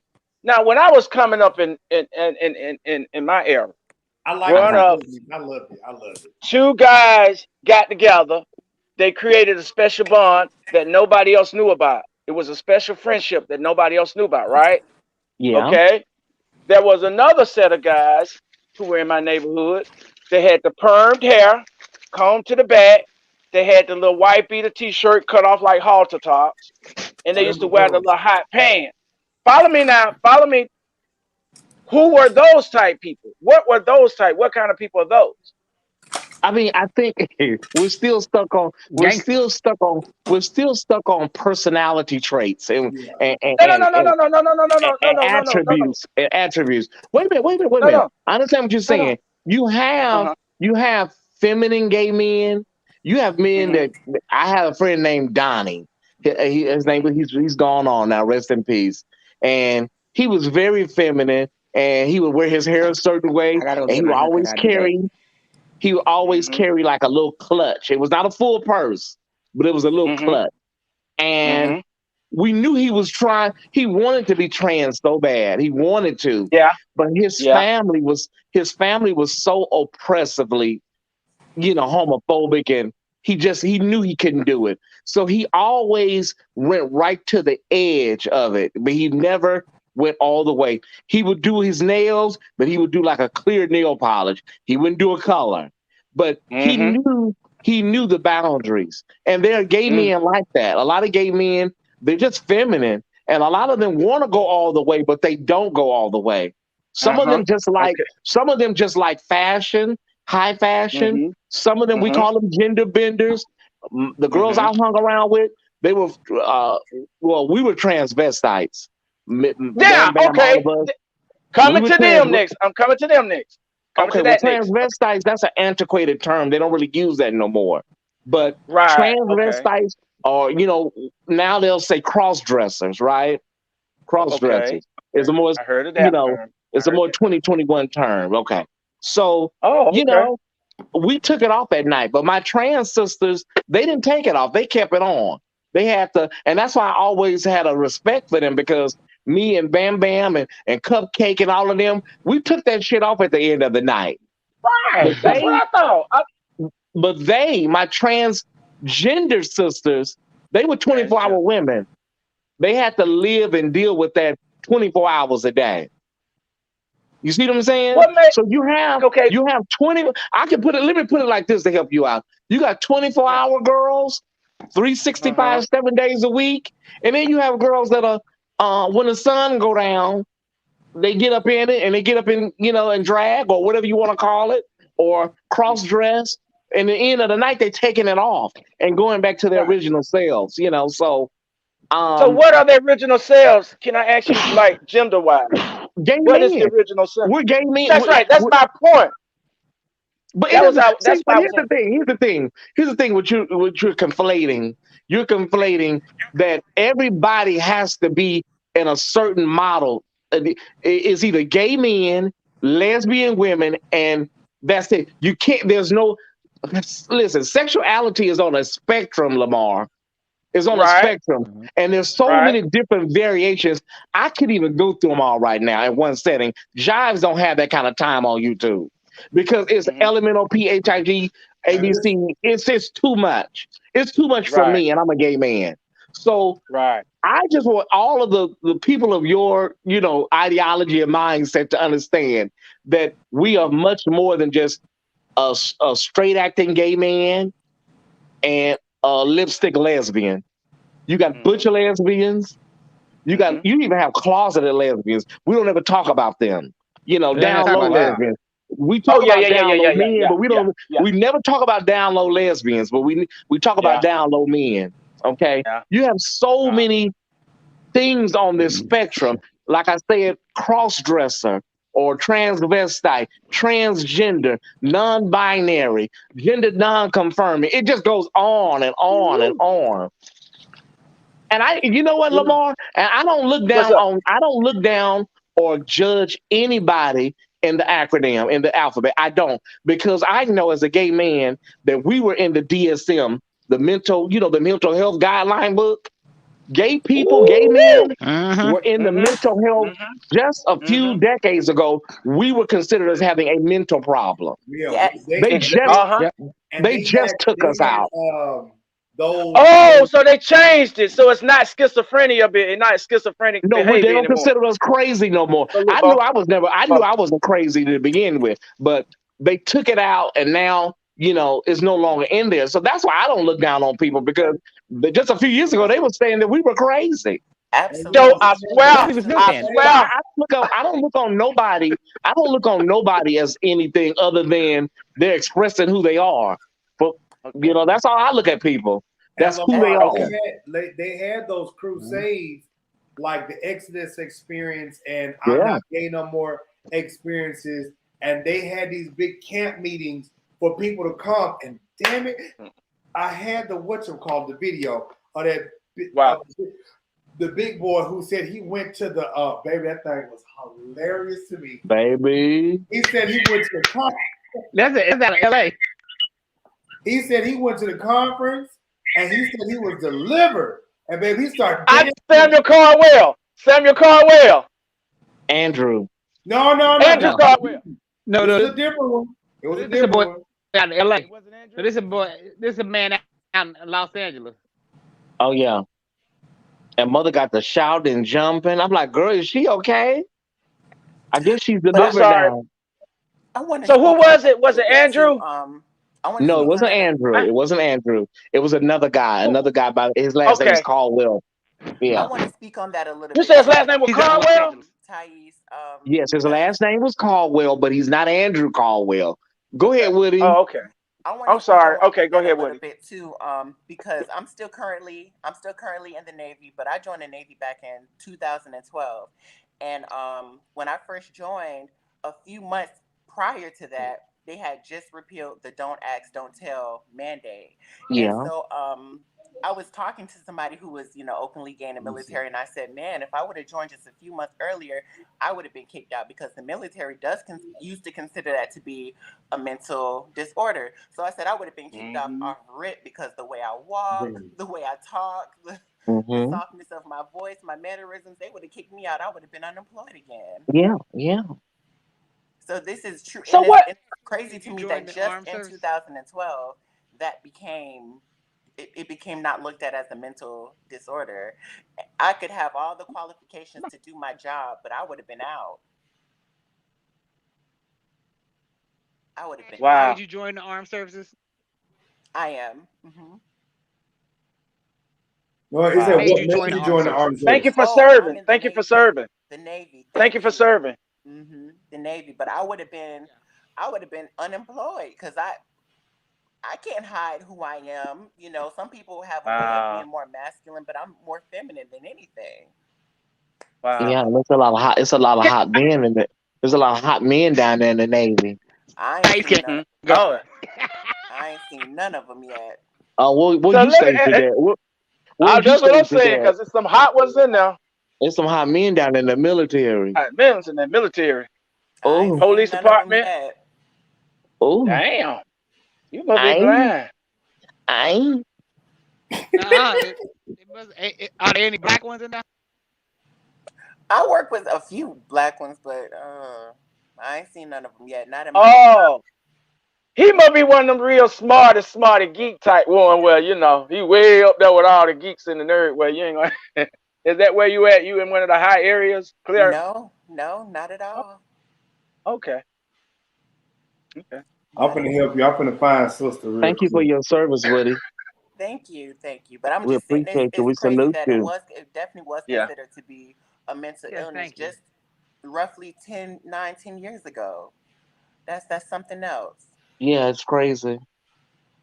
That's why I was coming up with it. That's why I was saying what I was saying, and that's why I come from the mentality, because I heard a psychologist say it on that. I know someone personally. Wow. Yeah. I was thinking, that's why I say the things that I say, because of what I hear in the press and what I hear on the news. Mental ill. That little boy Robert Thurman says, "Shit, it's some fine looking men that work at Amazon." Boy, it ain't London.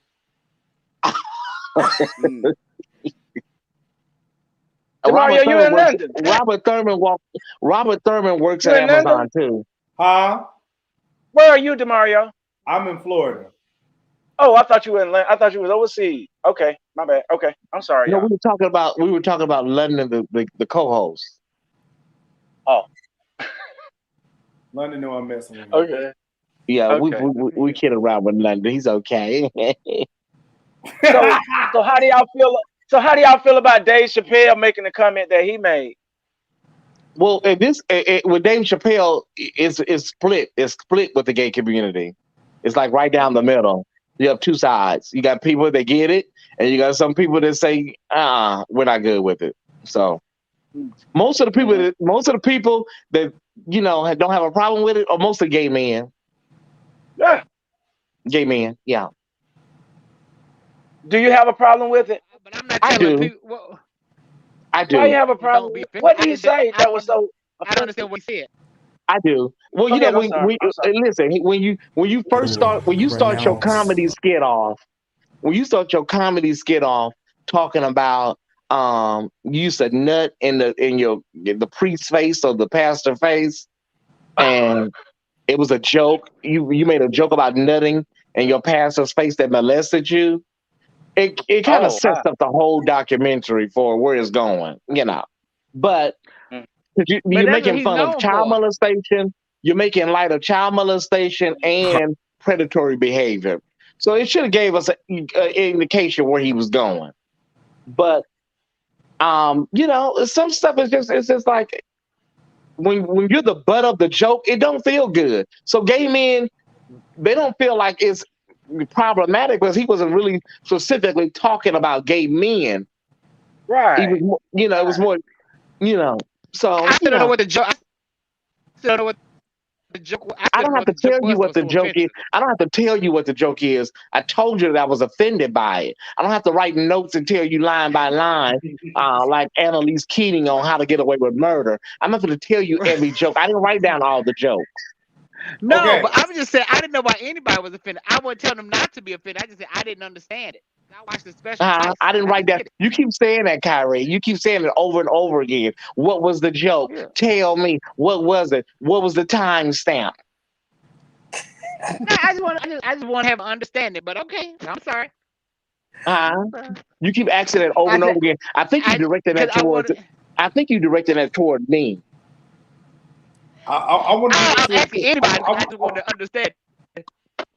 To help Lamar out, I want to show Lamar this. This is what I'm talking about. Stuff like this. renounce a lot of things. I renounce homosexuality. I renounce lust. I renounce porn. Yeah. I renounce masturbation. Yeah. I renounce self-hate, and I renounce suicide. Hallelujah! Hallelujah! I declare every demonic spirits that were attached to everything he renounced now, everything he just spoke. Now, on 3, every one of you must leave this man now in Jesus' name. 1, 2, 3. Out of him now.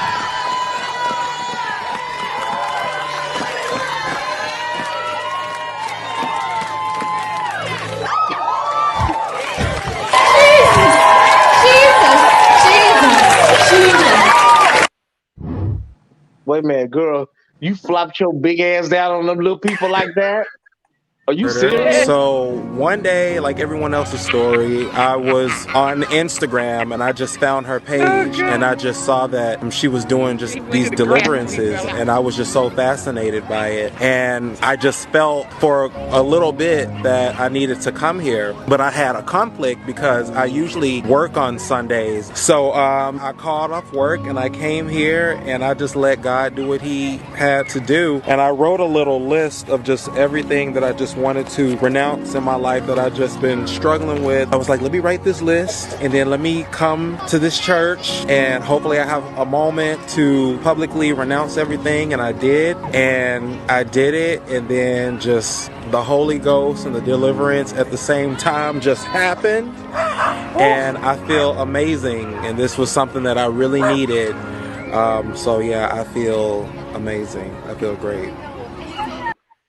Thank you. Girl, but did you renounce them overalls? Girl, did you renounce them overalls from her? Y'all low down. She could have killed her. You could have killed somebody when you fell back like the Jolly Green Giant. You hurt somebody. Baby. And she still such a dick. Still, that's what I'm saying. They still doing it. I'm gonna go up there tomorrow and see can she deliver me. Okay. I'm gonna say hi. I got some work for her. I'm gonna say hi. I'm Tyrese Jackson. Can you stop me from sucking dick? Why? I'm gonna go up there tomorrow. I'm gonna say hi. My name is Tyrese Jackson. Can you deliver me from sucking dick? You need to stop, ma'am. Can you help me, please? I want to be delivered. I honestly feel like it could happen like that for some people, but I know personally because I was raised by my grandparents and they're both in the church, they're both pastors, and I always felt pressure as a teenager. And I've tried 5 times in my lifestyle before I just accepted who I was. I tried 5 times fasting, praying, trying to denounce how I was feeling, and it didn't. Nothing took. And I feel like when you show things like that, even like Andrew Caldwell, it's kind of like a mockery. It is because it's not realistic. And like I said, in my lifetime, ever since I was 14 years old, I used to try to denounce homosexuality. I mean, praying, fasting, I up until I would say at the age of 22, I just accepted it for who I was, and I'm 28 now, but I just feel like that's just unrealistic. And, you can't, to the root of you're not able to control how you feel. And that's what most of the psychoanalysts and the sociologists say, because here's the deal. So many people think that, especially in the straight world, that homosexuality is something you woke up one day, Woody, and said, okay, I think I'm going to be gay today. Mm-hmm. Like, it's crazy that people think like that. Like, nobody in their right mind would choose this, And if praying the gay way worked, everybody on this live would be straight right now. Really. If it worked like that. Yeah, so say that. We've all done that prayer in one form or another. So it's like I was because I was cleaning up church one time. Our church is in Lakeland. Baby, I'm talking about I was just like, God, I want to be right. Like they said, I was at church cleaning up. I was up there on the altar. Bitch, I done got some oil put all in my hands. I was rubbing on my knee. I was doing all. I didn't slick, got hard.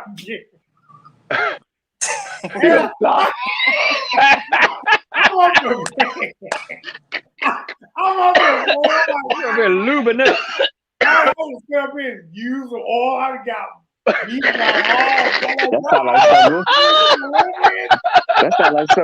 sounds like something else was going to happen, Bishop. You crazy fool. Let me tell y'all something. I don't care how much you sit out here and perpetrate like whatever. Yeah. For a lot of us, it's not a choice. Not. It was never a choice for me. Didn't nobody touch me. Didn't nobody rape me, molest me. None of those things. It just is what it is. It is what it is. I just happen to be one of the children that's not feminine. And I know Woody wouldn't mind me saying this. Woody is more of a feminine person. I'm more of a masculine person. Butch Bunny. You said a Butch You're Bunny. masculine. Butch Bunny. You're masculine Butch. Butch Bunny. I'm a Butch Bunny. And the thing is, it's like just like with black people, you have different versions of black people. You got classy black people, and just like we talked about last night, you got ghetto black people. Yeah. And you have different classisms of people, and it's the same with gays. It's just different classes of gays, and it's like everybody's not going to be the same. And the truth be told, if we stop sitting out here trying to judge somebody based off of a book that your bitch ass ain't even read clear enough yourself, I'm sick of it. And this is how the church is ran. And the pastor got 12 babies going to the church, and ain't nobody going to address that. Absolutely. And then the thing is, they try to sit people down once they find out that once it's confirmed, they have confirmation. Yeah. Is gay. But you knew that boy was gay when he was singing soprano. Exactly. But here's the thing. Here's the thing, Woody. They sit gay folks down for good and indefinitely. But Fred Price son, that we still don't know exactly. Well, I know what happened, but they said it was some type of. They called it personal misjudgments. Yeah, he had some personal misjudgments. I know what the story was allegedly, but they set him down for a year, and then he right back in the pulpit down. He didn't took over church. Yeah, and now the daddy gone. It's your church now, so it just blows me away, the hypocrisy, Absolutely. But Iyanla, it's about that money. Iyanla, she had these gay pastors on. Iyanla had these two gay pastors on one time, and she said something so prolific. She said, you could be anything in the church but gay. But gay. You could be a child molester, a killer, whatever you want to be, but gay. But gay. Yeah. And I remember when I first came out to my mom, the one thing she said to me, I'll never forget it. She said, you got to let that go because that's an abomination. And the first thing that came to my mind, I'm not a person that talks back to their mother, but I said, you know what, Mom? Right. I said, what else is an abomination is lying. And I said, I've been around you many years. That's what it said in the Bible. Now, that's what it said in the Bible. A liar shall not tarry at the side of God. And unfortunately, I heard you tell many lies. Exactly. Like Jive said, Santa Claus and the Easter Bunny. Like Santa Claus and the Easter Bunny. I was talking about that the other day, but like Jive said, Woody, a lot of people, they skim through the Bible. They ain't read the Bible thoroughly. They ain't really got into the Bible. Like I know that they haven't been in Judges and read about the Levite concubine. No. Or concubine. They haven't read that. Because if you read that, that would disturb anybody. You know what I mean? So or the little kids that was making fun of the prophet Elijah, and they was fed to these bears in the woods. Like, it's stories in the Bible people don't even read. They don't know about them. So listen, they don't read this stuff. They only go by what they want to go by. Leviticus 18:22 and Romans 1. But wait a minute. And that's all they know. Thais, if they studied Leviticus 18:22 and read it in its entirety and in the original text, that was actually talking about a man sleep with young boys. Yeah. Oh, wow. Wow. Lamar, I got a question. It's so much. I got a question, Lamar. When Yes, did sir. you when did you know you were gay? I knew something was funny, man, when I was about 4 or 5 years old. Same age as my me. cousin, huh? I said same age as me. Yeah, my cousin left her dress. My cousin left her dress down to our house. She came for Easter. And you put it on. And I don't know, my mom had left I know to where go this to the, going. yeah, I'm gonna get to it. I'm gonna tell you. So my mom had left to go to the grocery store. My brothers and them were gone playing, and I was home by myself. And I went in my mama room. And you know what happened when you go into the mama closet? I found that dress.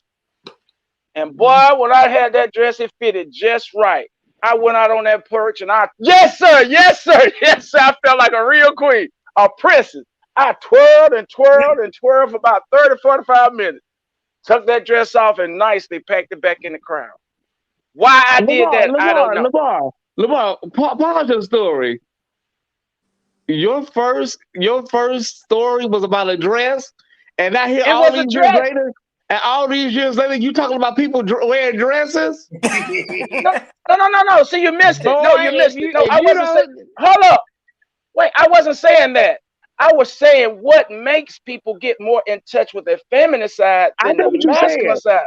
I know what you said, Lamar, but you was talking about girls and boys wearing dresses and too feminine and Lamar. I would have never assumed that you was in. I thought you was playing with trucks and G.I. Joes.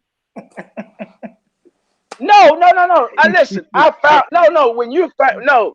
I've been had the experience. It was something different, but what really confirmed it when you put on a dress and you actually think you something. That's why I'm going into the transgender thing. Like you actually want to believe. See, that's what I'm saying. You actually want to believe that you were a little girl. But you know what, Lamar? Lamar, you might want to still. You probably repressed it. Do you want to get up in it now? I do skits now. I do all skits now. I don't want to be up in the dress. I love my thing. I like what it do. I enjoy it. I don't want to take it off. I don't want to get rid of it. I don't want to touch it. That don't have anything to do with it. That don't have anything to do with it, Lamar. Yeah, they can do that. Yeah. Your orientation. Do I want to get up and wear a dress? Do I want to wear a dress? Listen. Your orientation and your genitalia are two different things. Yeah, you can tuck that. You don't want to put on a dress and be like Stephanie Mills one night. No, I don't. No, I don't. I'm gonna go get you a dress, Lamar. I'm gonna go get you a gown. You're not. Lamar, no, you're not. Lamar, when did you accept the fact that you were a same gender loving man? When I was about 20. When I was 20 years old, I was in college, and I was struggling with trying to date a woman and a guy. And no. I had experience with guys, but you were in the closet. See, where I came from, you couldn't be who you wanted to be. You had to conceal yourself.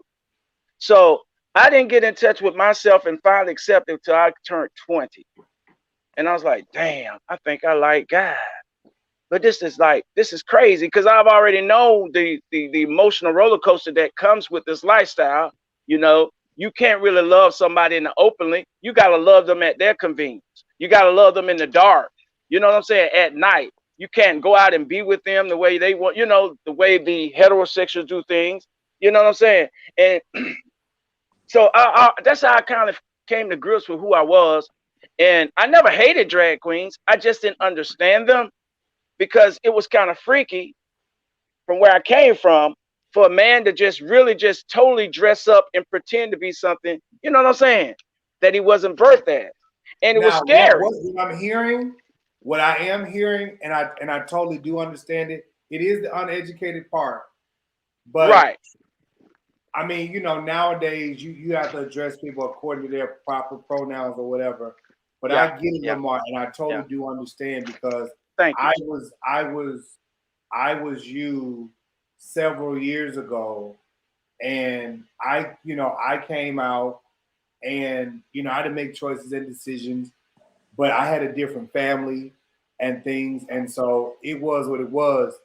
But like, what was it like? And I'm really happy about this conversation. What was it like for you, as even now as an older male? What was it like for your family? I had a beautiful mother who supported me. My mother never called me a faggot, sissy, what you doing with the boys. None of that gay. She never insinuated anything about that. One time, I never will forget, I was at Loretta's in Atlanta, Georgia. Y'all heard of Loretta's? Mm-hmm. Okay. I met one of my childhood friends. Well, they weren't my friend, but they knew my sisters and my brother girlfriend at the time. They saw me in the club. Like I said, all the country girl wanted me. The minute they spotted me, they hopped on their little cell phone. That's when you had these little flip phones. They hopped on their flip phone and called home and called my sister-in-law and told my sister-in-law I was in the club. My mama didn't say nothing. No, my mother didn't say nothing. She just said, "What you doing up there in a gay club?" I said, "Mama, everybody go to that, And I never heard anything else about that conversation anymore. So I never had any problems growing up. But with my brother, there were insecurities. There were some little comments made, oh sissy, because I was the baby and I got a lot of attention. So they were kind of jealous because their time had done passed. You know what I'm saying? They came in the area back in 1960, 65, 63. That's when they came through. I came through in 66. So times had started to change a little bit for the better for me, So they were jealous. I felt like they were jealous some kind of way. And they used to, because I had a lot of nurturing coming up, a lot of hands-on attention and things like that. But they would call me sissies and faggots and things like that, but never really had a hard life when it came to dealing with it. But you had to suppress it because everybody else around you, like, he's a fucking faggot. You be a faggot with him, you're a faggot. You know what I'm saying? Yeah. So, that kind of thing. I really do like this, because what we're hearing today is the story of so many older men and truthfully older women. Because what Lamar is dealing with, I feel like Ayana, praise God. What Lamar is talking about is so many people's story. And what Lamar deals with is probably a lot of women who are undercover lesbians. Wow. And don't nobody even know it, because women, it's more acceptable. I don't even understand that, but it's more acceptable to see a woman as a lesbian or a lipstick lesbian than anything. And I'm just like, so why would you accept her, but you don't accept these over here? It's really right. It's an oxymoron. But what I appreciate the fact is, Thais and Kyrie are the oldest ones of the four kings. No disrespect. And then you have an older gentleman like Lamar, who says, it didn't, doesn't have a clear understanding of a lot of things, but he says, this is me. I don't understand a lot of stuff, but this is, and we have to take the time and the opportunity in our truth to not demonize or fuss or beat up on somebody, and take the opportunity to help somebody along the way. Because at the end of the day, we could have came on here and cussed Lamar slap out, but it wouldn't have helped nobody. It would have been entertainment for the people in the comments, but it wouldn't have helped Lamar out.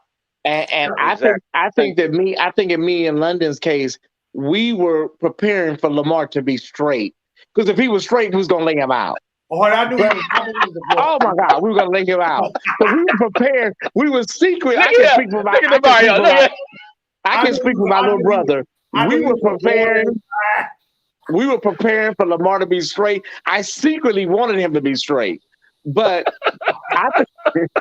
so I can go to town. But I think these kind of conversations, and I know plenty of people like Lamar, down south because I'm from Mississippi, and I know that your experience, you know, the way you're brought up and the way you live, it shapes your whole worldview. Yeah. And some people may not understand their way of thinking, but the way he thinks is because of his environment, and it's geographical as well. Like I said, I'm in Los Angeles, so my worldview is totally different than, say, somebody that lives in Monroe, Louisiana. It's totally different because I see more, you know. And some people, like in the South, their representation of gay people is mainly through television.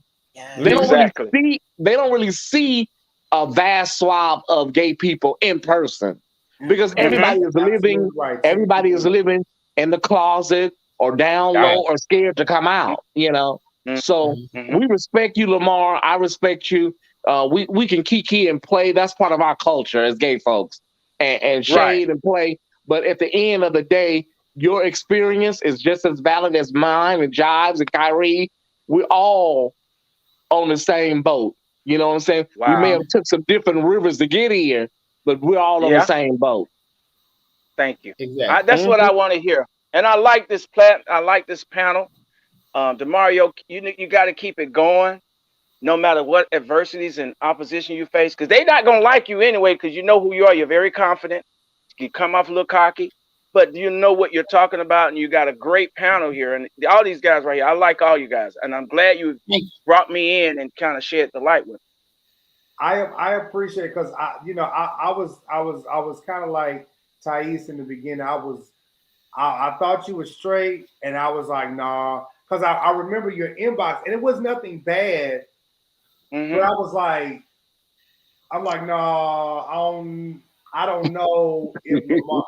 And I was willing to just take that opportunity to have a conversation with you because at the end of the day, the Kings over here, we, like Thais said, we do a lot of kiki and kaka, but we'll educate at the end of the day in a heartbeat because, again, it's about helping somebody else. Because all of this gossip and tea and spilling, if we can help you and help you have a greater understanding, then our job is done. We can shoot shits later, you know? Right. And so I love the panel that I have, including Woody that's always been here with us. I'm very happy with Darius, London, Thais, Kyrie, everybody, Jasmine, who comes on frequently, who's a transgender.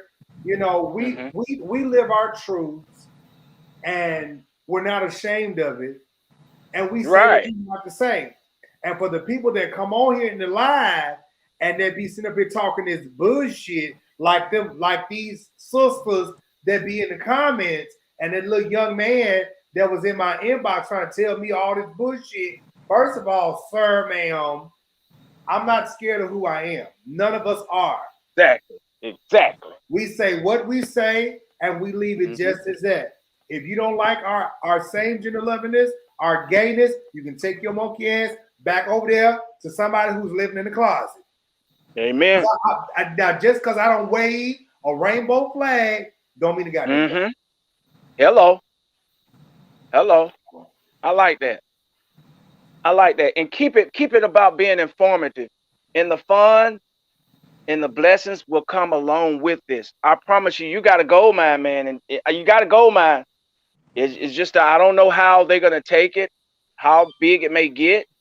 But I hope that one day in the future that I'll be included in on one of these educational panels too, because we need this.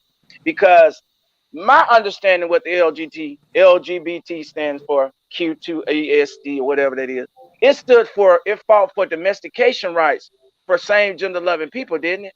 Always talking about chicken. Well, we've had, you know, the gay liberation movement. The gay liberation movement has been on a continuum for many years, and it's taken on many different iterations. You know what I'm saying? Now, although in Stonewall in '69, it was led by trans women of color, but over time it's gotten wider and wider and wider and wider. You know, but we per se as Black same gender loving people, you know, I think we really need a renaissance, like a new movement. We ain't got to go and throw no bricks at the police. You know what I'm saying? Right. Or What? high heel at the police to get it jumping. Thank you. But I do think Thank we really do need our own liberation movement. Now, my Archbishop Carl Bean, he already, you know, did a form of it in '82. But I'm saying for this generation, there's so many kids coming up behind us that really could use it, because they don't really have a compass right now. Because the ballroom community, I'm just being honest, the ballroom, they really have dropped the torch. The babies out here doing coke, they doing meth. You know, they coked out. So somebody needs to pick up the mantle and tell these babies, listen, you're gay and you're okay. You're not a mistake. Thank you. You're not a mistake, honey. You're not going to hell. All the same. You're not going to hell. God loves you just the way you are, and that's just about a line. But if you don't hear that, I heard that from somebody. If you don't hear that, you don't care about yourself, and you'll go to the bathhouse all night. You'll do coke all night. You'll let people breed you all night because you don't care. You just don't care about yourself. And, you know, I tell people all the time, be who you wanted when you were their age. Exactly. You know, be who you wanted to show up for you. That's what I try to do with my show every day with the Tight Support. I try to, like, help people in the capacity that I wish I had a Tight Support when I was going through. Shit. Wow. You know, so that's why I thank King Jives and my brother for doing what he does, because, you know, his platform allows visibility for me and other people that are coming up in the blogosphere, like Kyrie and myself, you know. So it's a blessing that, because let me tell you something, King Jives is one of few that brings people on and tries to help them with their brand. And you don't see this. These people, like, I ain't calling no names, but the Larry Reeds and the Tasha K's, they're not bringing on other bloggers and other people, you know, and bringing them on board. They're just not. It's them and them only. So King Jives is like one in a million. He brings on other people that have other platforms and try to help you build your platform. So I just want you to know, Tony, because you said that you're going to start seeing them trying to do some stuff. Oh, okay. Oh, they're going to copy. They pick up shit off of these blogs like this. They pick our shit up. Like I got people copying me from my skits. So yeah, you're right. That's why I say you need to panel this. You need to what they call it, copyright or whatever it is that shit is. You can't copyright this. You can't copyright your panel. I will say this because somebody told me that watching me was like watching a knockoff of Larry. Now, I ain't got nothing. No, that's a lie. That's a lie. I beg to differ. Who said that? You guys want to cheer too. Who said I that? have nothing to say bad about Larry. Larry is building his platform the way he's doing it, and I applaud him. And then leave it there. Right. For me, I am a same-gender loving man that came out in the church. I still love God. I still preach. I still minister. Amen. I will cuss your monkey ass the fuck out whenever need be. Praise God. And I don't mind being transparent with people, and I don't have to use something traumatic that has happened in my life to do it. Wow. No, I was not touched or anything, and that's not my story. But what I am going to tell you is this, is that I will never try to use the Bible against anybody. Blame anybody, to make anybody feel some type of way, because it's not right. Because if we want to be technical and we want to use the Bible says this: for God so loved the world, not your church people. Oh, shoot. God so loved the world that he gave his only begotten son, that whomsoever believeth, that's Bible. Oh, man. That's Bible. That whomsoever believeth shall not perish but have everlasting life. He didn't say you church people. He didn't say you saved folks. He didn't say you Jew, Gentile, Whoever. Greek, Pentecostal, Apostolic. Or he said, whomsoever believeth shall not perish, but have everlasting life. Now you put that in your people and smoke that bullshit right there. Wow. Hey, shot. Hey. Now Kai is on, and I want Kai to go ahead and talk real quick. I do have somebody. Matter of fact, I'm waiting. I'm trying to be quiet real quick because somebody else is gonna pop on, and it's gonna be a huge surprise, and it's really needed. So go ahead, Kai. Well, let me take up an offer real quick while Kai get ready. Go ahead, take up an offer. Let me take up an offer real quick, honey. Listen, y'all go to these other blogs. Y'all go all over town. You're leaving money envelopes all over town. You come to the Four Kings. 2 hours of entertainment, 2 hours of joy. You don't leave no envelopes. Bless the man of God. Bless King Jobs. Bless his guests. And it'll come back to you in 3 days. The cash apps are listed. The cash apps are listed. Bless King Jobs. Bless his guests. Put my iPad on Do Not Disturb. You buying trade Jordans? Hey Siri. You buying trade PlayStations? Hey Siri. You do? Hey Buy Siri. trade all kinds of shit. They got trade fucked up nowadays. You buying him you buying trade 2 and 3 short sets? Oh my goodness! Hush your mouth. You just telling it all. All right. Now, along with Kai, and I'm doing something with my sister, Quintacia Davis. She's a bishop in Carolina. And she's a female, same gender loving pastor in the Carolinas.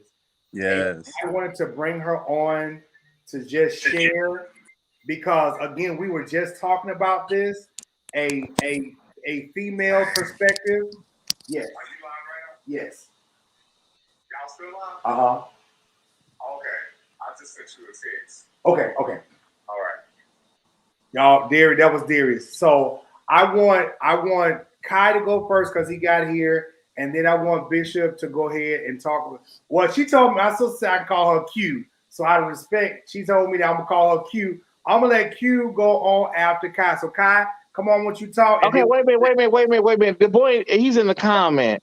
He's in the comments. Andre saying, "Tell these people to come out of sin." Hey, you know what, Thais? What did I say earlier? Let them stay there, and we're gonna keep rolling on. That's right. Don't say nothing because they'll get us blocked. They'll get you blocked. Well, I wanted to get on, and I know that this is a really good platform because we have a lot of those people that you were mentioning that are not confident and have not went through experiences to be comfortable in themselves. Like with my experiences, I've came from the religious traditional background as well, to where, my parents and family members, were pastors, prophets, evangelists, etc. But actually, when you and everyone has different experiences. Some people, are accepted. Some people are not going through issues. My experiences, I've went through abuse just to be myself. I've went through, not, just being touched and molested, but being abused physically, emotionally, being talked about, saying you going to hell, and you have a mental illness, as you guys were talking about. That's a lot of people's stories, and a lot of people don't talk about the abuse that they deal with behind closed doors with pastors in churches. But they talk about, oh, I've been abused. But let's talk about the religious leaders abusing their own children, not just wives, because a lot of people say, they beating on their wives and this and that and emotionally abusing them. But let's talk about the children that are dealing with those parents or family members that they cannot go to. And a lot of people say, we can, you can go and talk to somebody. there's not a lot of people that can go and just talk to anybody or any family member. The only person they might can talk to is a therapist, which in my experiences, I've had more experiences and a better experience talking to a therapist than talking to anybody or any peers around me, because some people will not want to hear or listen to you. So this is really good, because a lot of people need to understand and realize that everybody does not have the same experiences, and some people have to go through hell just to get to heaven, whether that is going to church, whether that's not being in church, or whether that is just living your life. People have their own heaven and hells to deal with on earth, not just spiritually going to heaven, but they have to physically deal with that heaven and hell on earth through their experiences that they're dealing with. And, you know, a lot of people are dealing with their own issues, and I realize that, but I just want to, you know, bring my experience as well as other people that are not talking about that as it pertains to religious family members or people in general that might be abusing in any type of way any individuals that might be on the lives or that might be watching. So that's all. Okay. Now we're gonna come back to Kai. Q, I want you just to tell us who you are, so because me and you gotta do something together, and I want you to just talk about you. Hey, King Jazz, what's up? Hey, y'all. Hello to the other persons that are on as well. My name is Bishop Dr. Quantisa R. Davis. I am from Florence, South Carolina. I pastor a church in Pamlico, South Carolina, Victory in Christ United Church, and also the presiding prelate of Victory in Christ Fellowship of Churches. So I'm married to the lovely Miss Karen Lighty Davis as well. We have 4 kids, but we also have a granddaughter as well. And so, yeah, that's my story, and I'm sticking to it. Well, the reason why I had my sister come on is because we hear so much about the male experience, of the male experience coming out, the male experience, you know, being ostracized in church, the male experience, what we deal with, all this other stuff like that. And so Q had inboxed me the other day, well, days ago, and when I ain't got back to her yet, so whatever. It's my fault. But we were talking about this, and so people never hear a woman's perspective. People never hear about women that have come out, women that have gone through the same thing that same gender loving men. I'm not gonna address Andre because what I want to say. Oh, baby. And they're in my inbox, and people in my inbox like Thais, just lay him out spiritually. And I'm not going to lay nobody out spiritually. I'm not going to lay nobody out spiritually, or I'm not going to go into my flesh. Andre, be with God. Go with God, baby. I can't do this right now. What Andre's those people will have their part. He's going to go to his platform and say, we hate him, and that ain't it at all. Little sister, we don't hate you at all. But Bishop, what is it about me and you, Josh? He keeps saying that me and you need to go back to the old time way. Because me and Josh? Because me and London are saved and sanctified and set apart. Oh, child, look. But Q, like, what is your perspective on coming Sorry, out? Bishop. Sorry, Bishop. I'm sorry for interrupting. You're good. You're good. All right. Now, Andre, I'm going to address you this one time. Ain't nobody is on this live deceiving nobody. If you don't like what I'm saying, please go back to your page.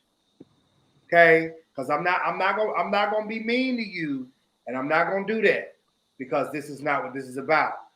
I'm not trying to even use this as a distraction.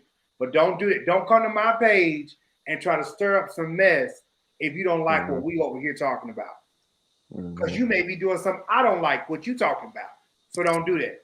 Anyways, so can you tell us about just your experience and even just being a bishop, period, and being married and being a woman? Just do that. Well, being a woman, period, you get your we have bias from other men, and I'm just using in general, fellas. I'm not saying it. I'm just saying in general. You know, Mm-hmm. you get the bias anyway from men, particularly, especially being a woman and doing certain things and certain roles that some people still feel like that is just for men to do. For example, being a bishop. I've been consecrated as a bishop now for 10 years.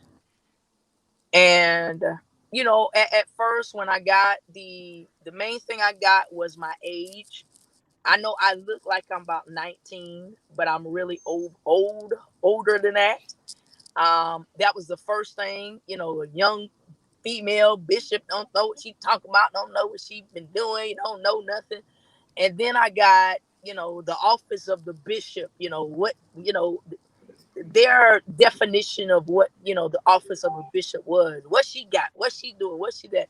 Then I will say this: I officially came out. Let's see, about two almost 3 years ago, and that was when I got married to my spouse.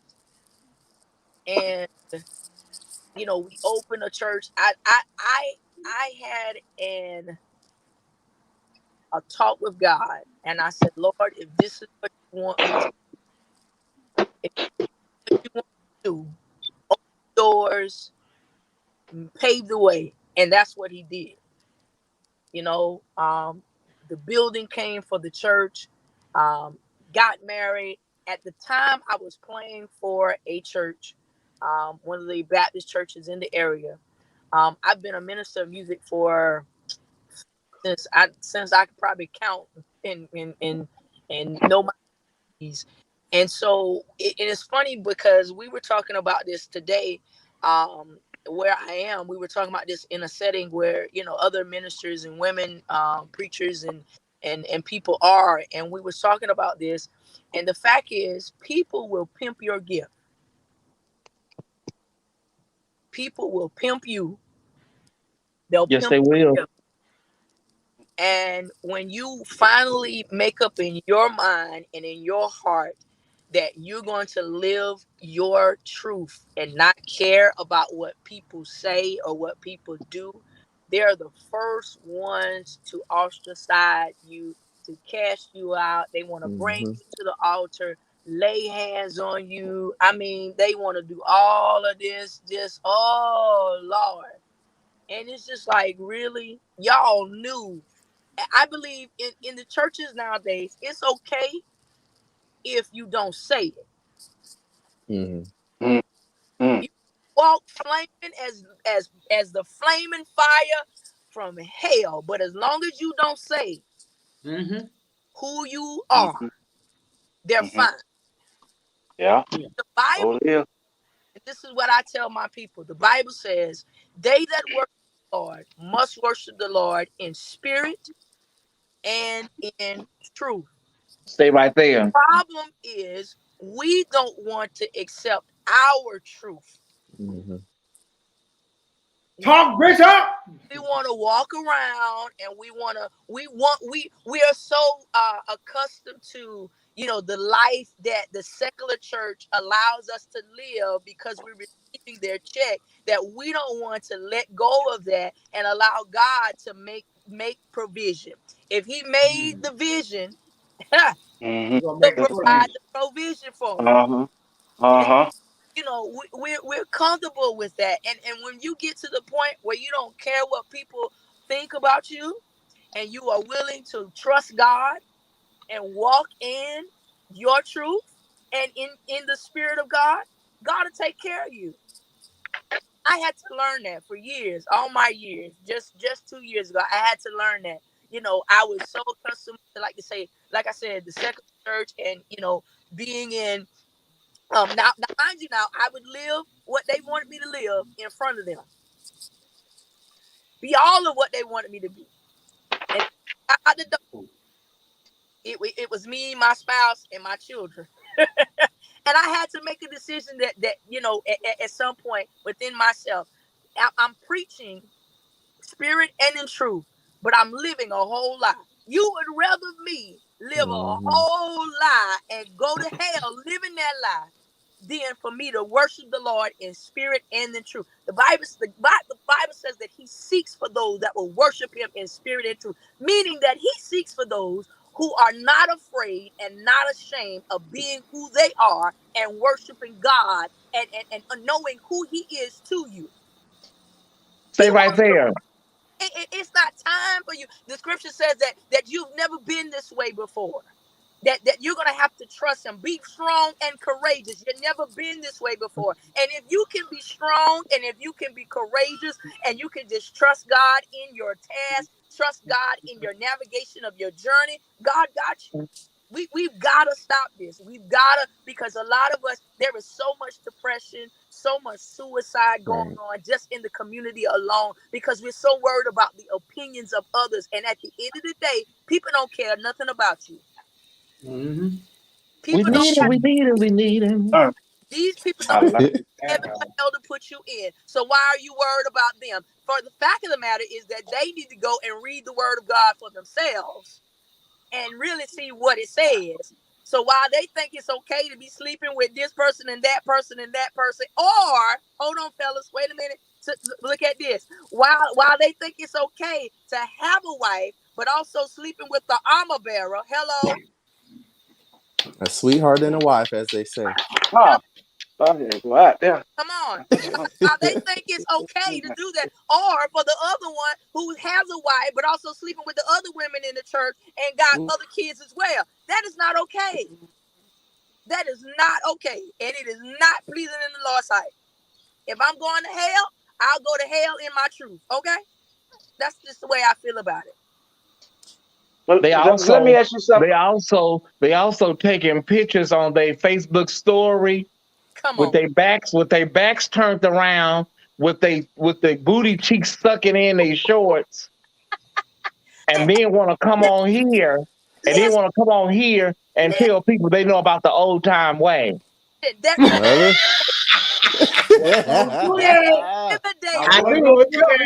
Now, when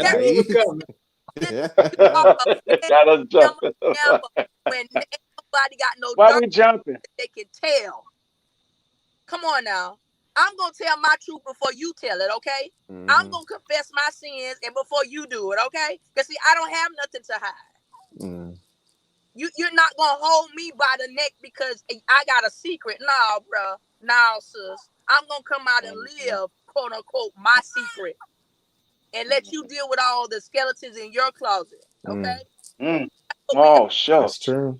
And see, what be the problem is you got these young kids, and Thais was gonna lay them out, and we trying to behave right now because we really doing good, and I like this.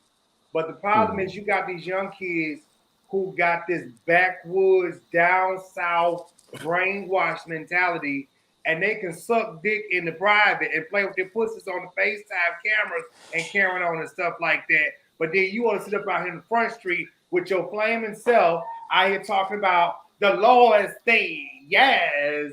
Woo! He doing it for me. Boom. Girl. They're going to be the first ones to burn, not for homosexuality, but because of their sin. Because see, fellas, this is what I don't like.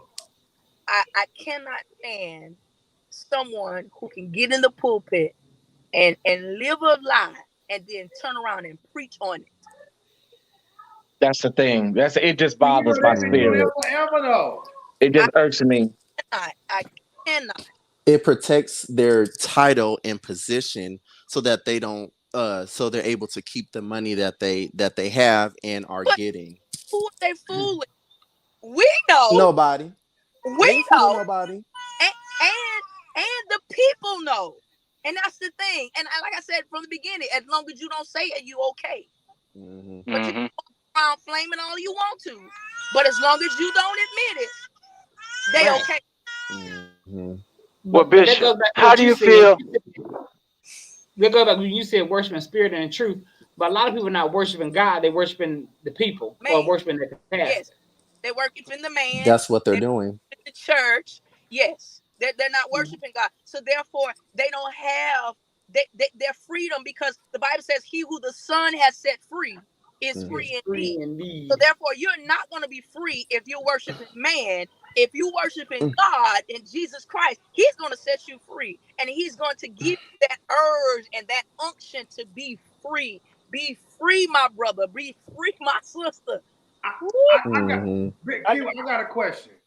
You know, how do you feel about, and now you're a female, Bishop, how do you feel about a lot of people who are in the church and they preach a good preach, but their whole congregation know that after service it's gonna be a whole bunch of laying up and laughing and carrying on? Like, how do you feel about that? Because that, to me, that's sending another message. You know, guys, listen. There, even with me coming out and now fellowshipping with other churches, that are LGBT, and even some quote unquote straight churches that are, I guess I could say LGBT friendly. In the community and even in that area, I don't fellowship with everybody, because I must maintain the integrity of myself as well as the people that I serve. Because understand, birds of a feather flock together. Amen. Okay. And I've always got to sin and show. That's my thing. Show and be the real, authentic self that I am.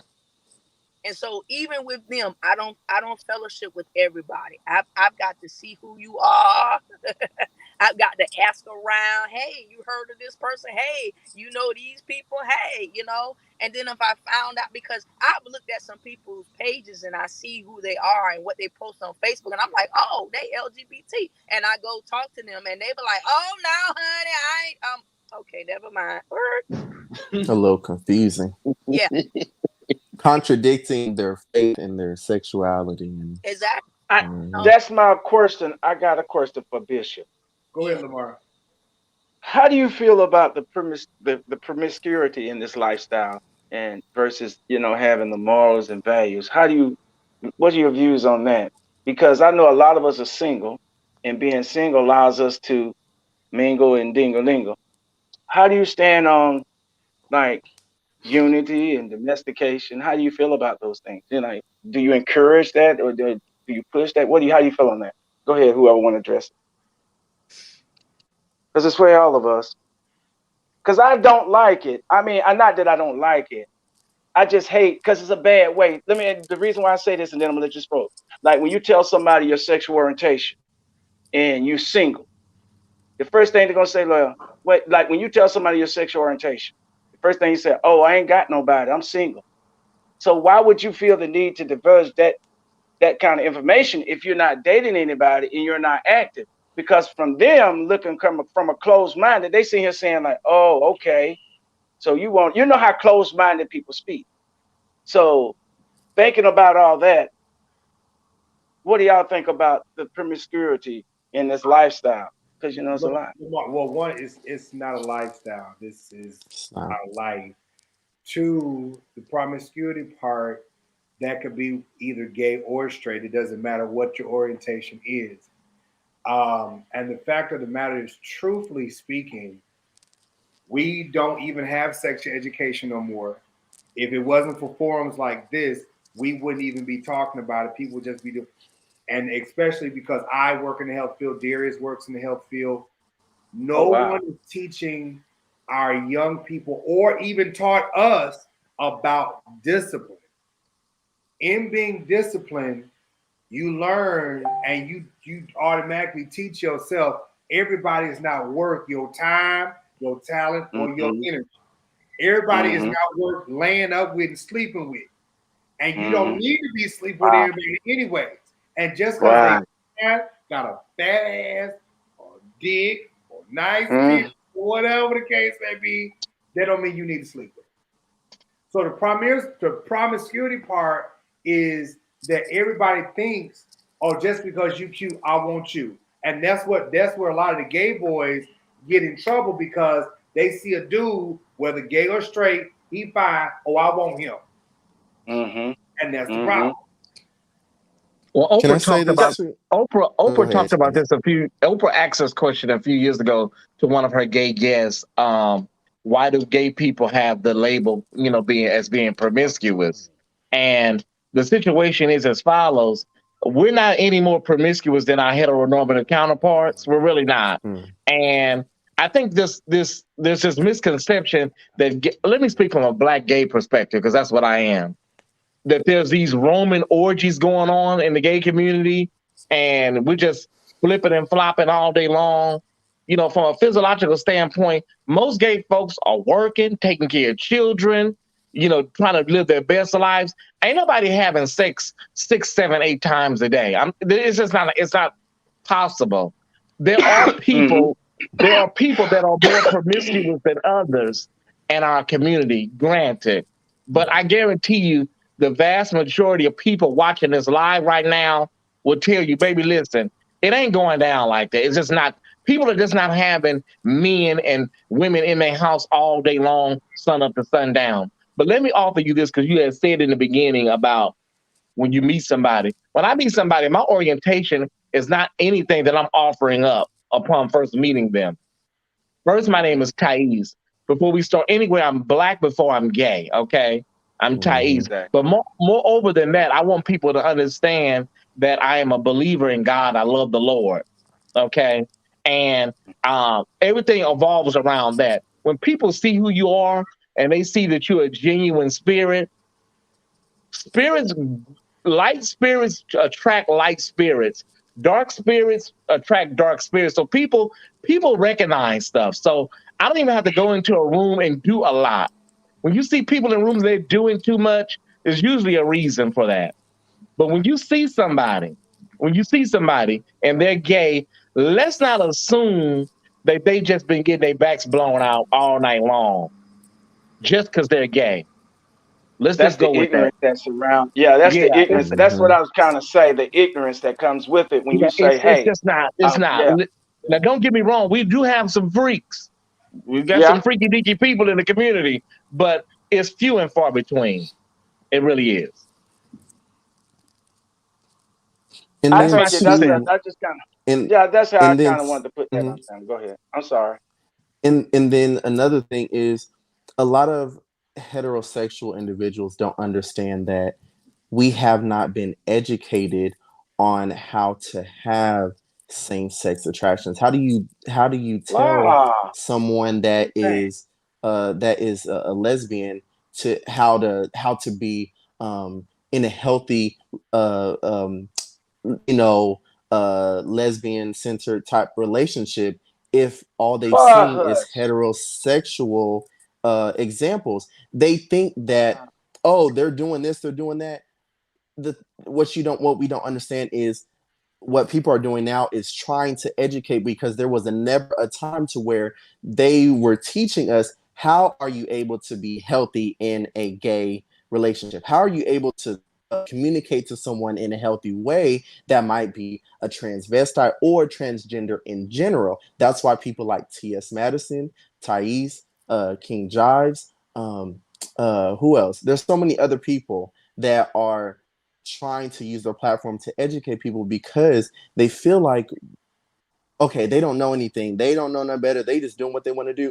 How about you educate us and teach us what it's like to take care of ourselves, to be happy, to do this? And the church is not doing that. And that's why I can agree with everything that people are teaching in church, because we're teaching people to be bums. We're teaching people to not be happy with themselves.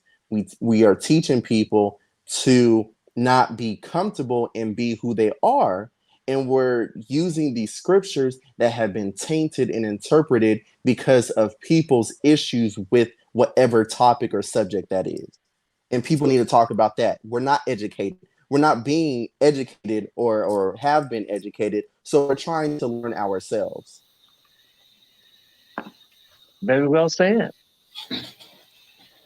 And Kai, the thing is, it's like we use our platforms for this, and it's like, as you can see from these comments, you know, some people they'll come on attacking, want to talk about daggone Bible and stuff. Wait, hold on.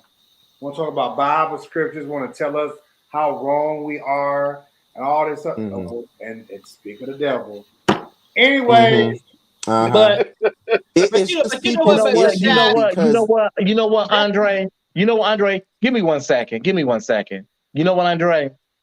Go ahead. I'm gonna say this in love. I'm not gonna be Thais right now. I'm gonna say this in love. But I'm not fit to get on my platform and play with God. I'm not fit to get on. I'm not fit to go marry no woman. I'm not fit to have no kids. I'm not fit to be on prophesying and lying and in flesh. If that's what you want us to do, if that's what you want me to do, that's not happening. Because I fear God too much to play with God like that. But I'm going to use my platform to the best of my ability to entertain and inform people.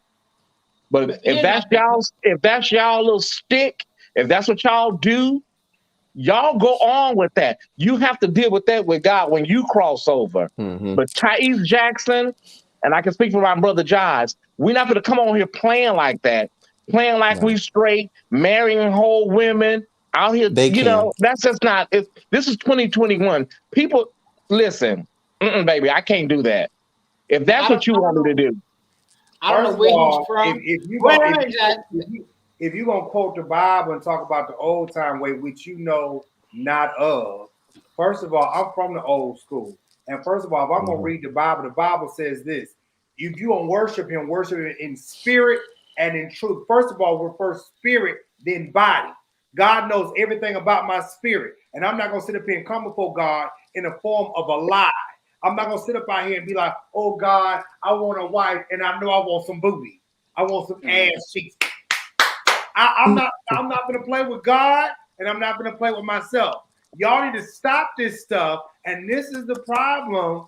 This is the problem with church people. They are big liars, and it has nothing to do with sexuality. They lie to God about everything, and they want God to be Santa Claus. I am sick of the shit. Now, you want to come on my page and tell me about how I'm deceiving somebody, but how you deceiving people and you living a whole lie, sucking dick offline and getting online talking about the power of God when y'all out here trying to get cash apps, and your cash apps come from yo Johns. Oh, God just blessed me. No, that nigga that you just let blow out your back just sent you $20 for you, girl. This water is really good. Can I ask you something? Because I'm not seeing the comment. I'm not seeing the thread. So he's on Facebook. He's on Facebook. Okay, and I came in. Some people just need to sit their ass down somewhere, and they need to understand that everybody is different. And then the church, they like to use these scriptures. They like to use all of these scriptures. What he's saying, Kai, what he's saying, he wants Jives to do what he's doing. He wants Jives because Jives has almost 60,000 subscribers. He wants Jives. He wants Jives to do that. That's what he means by. That's what he means by deceiving people. He wants Jives to doing what he needs to do. He wants Jives to come on here and do what he's doing. The exact same thing he's doing. And do the usual and play off as straight. That's what that's what they want them to do, is to do the norm and act straight and act as if they don't have skeletons in their closet. People need to sit down, and people need to realize that your Bible that you're trying to use against people is not helping, because what we use when it comes to like scripture is, if you are causing people to stray, there's a scripture that talks about woe unto them that cause my sheep or my people to scatter or stray, something like that. we're not using the Bible the right way because your messages, your sermons, your so-called prophecies are not helping anyone. It's running people away from the church instead of pulling. What do you think you're doing? Are you doing the work of the Lord, or do you think that you are doing something that you are projecting because of your own issues? Let's talk about that. When Kai, when he comes on here, I automatically know that you don't have what it takes theologically or intellectually. When you come on a panel in a comment section and say all of y'all need to turn away from sin, when you don't know nobody personally on this panel, that tells me that tells me theologically you're off, you're aloof, you're bereft. Okay, you don't know nobody well enough to tell somebody on here they need to come out and sin. Okay, but furthermore, I'm tired of y'all prophesying and prophesying with dick on your breath. Leave me alone. I'm trying my best not to air him out, but Andre, leave me the fuck alone. I'm gonna tell you like this: if you do not want me to air you out on this here good live, I'm gonna need you to let it go. Prophesying with nut on your breath. Some people are in the church and some people are not, and some people will say what they have to say without censoring any type of shit. Andre's supposed to be Andrew, and Andre's supposed to be gay or straight. Who is this guy? It really don't matter. It don't matter. I'm sick of him. I'm sick of this is the live. I'm tired of them. They're gonna catch me on a bad day. Pastor, can I in Louisiana? Everybody watching little girls going to sneak behind. Yeah, not church folks. Everybody ain't church. I know. I don't pay them. People will tell it like it is. Yeah. Right, how are you telling people they need to come out of sin? You telling us we need to come out of sin, and you got a picture in your Facebook story turned around with your back to the camera, with your shorts up in your booty so your crack in your booty can be defined. How are you telling us that your booty look like 2 Christmas hams? Sir, I don't address hypocrites. These hypocrites out there, the church folks can sometimes be some of the biggest hypocrites. Jesus didn't do that. Jesus didn't take pictures like that. Yeah, Jesus didn't take pictures like that. That's not a real Christ-like follower anyway. So we don't even have to address them as Christians, because if you say you are a Christian, your actions follow. Your words don't define you. Your actions do. If you're gay, your actions define you. Not me saying I'm gay. I'm a prophet. I'm a prophet. Like the live that Thais had. That meant I'm a prophet. I'm not fake. If you have to always say that, that means that you are trying to what am I trying to say? You're trying to make people believe what it is that's not true about you. And he got cookies. So I know they're plowing him silly down there in Louisiana. Wait a minute. Wait. All right, mother. He got ass. Hold on. Now, see, this is what I was talking about. Now you want to say, stop attacking you for standing up for righteousness. Let me tell you something. And y'all, I promise you, on ignore. If you want to say what you're doing is righteous, and Trevor, welcome. I want to thank you so much for even subscribing. Trevor Barnes, thank you so much, brother. I appreciate that. Let me tell you something. Jesus was a perfect, Yeshua, that's his right name, not the white man that's on the wall, was a perfect example of love, longevity, long suffering. Jesus dealt with the hoes, the prostitutes, the liars, the fornicators, the homosexuals, everybody. And all of his disciples were all something, but yet and still he loved, and he had the light of God on the inside of him, because the Bible says, because he even come from God above and the Son himself, he said, with love and kindness have I drawn thee. Now, what you doing on here, sir, is not love and kindness, and you ain't drawing nobody, but you bringing about a bunch of chaos and confusion, because if you don't like something over here, take your big booty ass on over there and do what you do. Over there. At the end of the day, this ain't your live. This my live. This the King Jive show. Now the Andre Damar Williams show. Okay? The Bible says, even Jesus said, there are things, if you don't understand If you can't receive it, don't receive it. If you can, he said there were some that were born this way, made by other men, chose to be this way, and some that were born this way. Now, if you don't like that, that's in your Bible. In the story, end of the day. And shouldn't you be getting ready? Even further, if you want to go even further, the Bible say over in Genesis that the angels from heaven came down and slept with the men, the women, and the animals. Now, what you gonna do with that? Now, if you want to keep talking, we can go on down there, and we can talk about Daniel and Joseph that was out here playing patty cake out there in the bushes and carrying on. Now, what you gonna talk about that? And then Daniel, who was in the lion's den praying, who was also making sweet love, tender love. That's what the Bible says, sweet, tender love to the prince of the eunuchs. What you want to talk about that? Y'all saying all of that.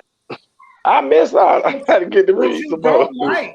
What you don't like is what you don't read. And it's right there in your Bible. You want to come fussing at somebody. I'm sanctified. Baby, sanctification is not what you put on the outside. Sanctification is what you live on the inside because it comes from within you. Sanctification is not about being, because what you're doing is having a form of godliness, but you ain't got no power. You talk good, but you ain't got no power. Or you slaying them out, but you ain't got no power. The Bible says, with loving kindness have I drawn thee. And this is the problem with these young children and these young jitterbug young people that want to be preachers.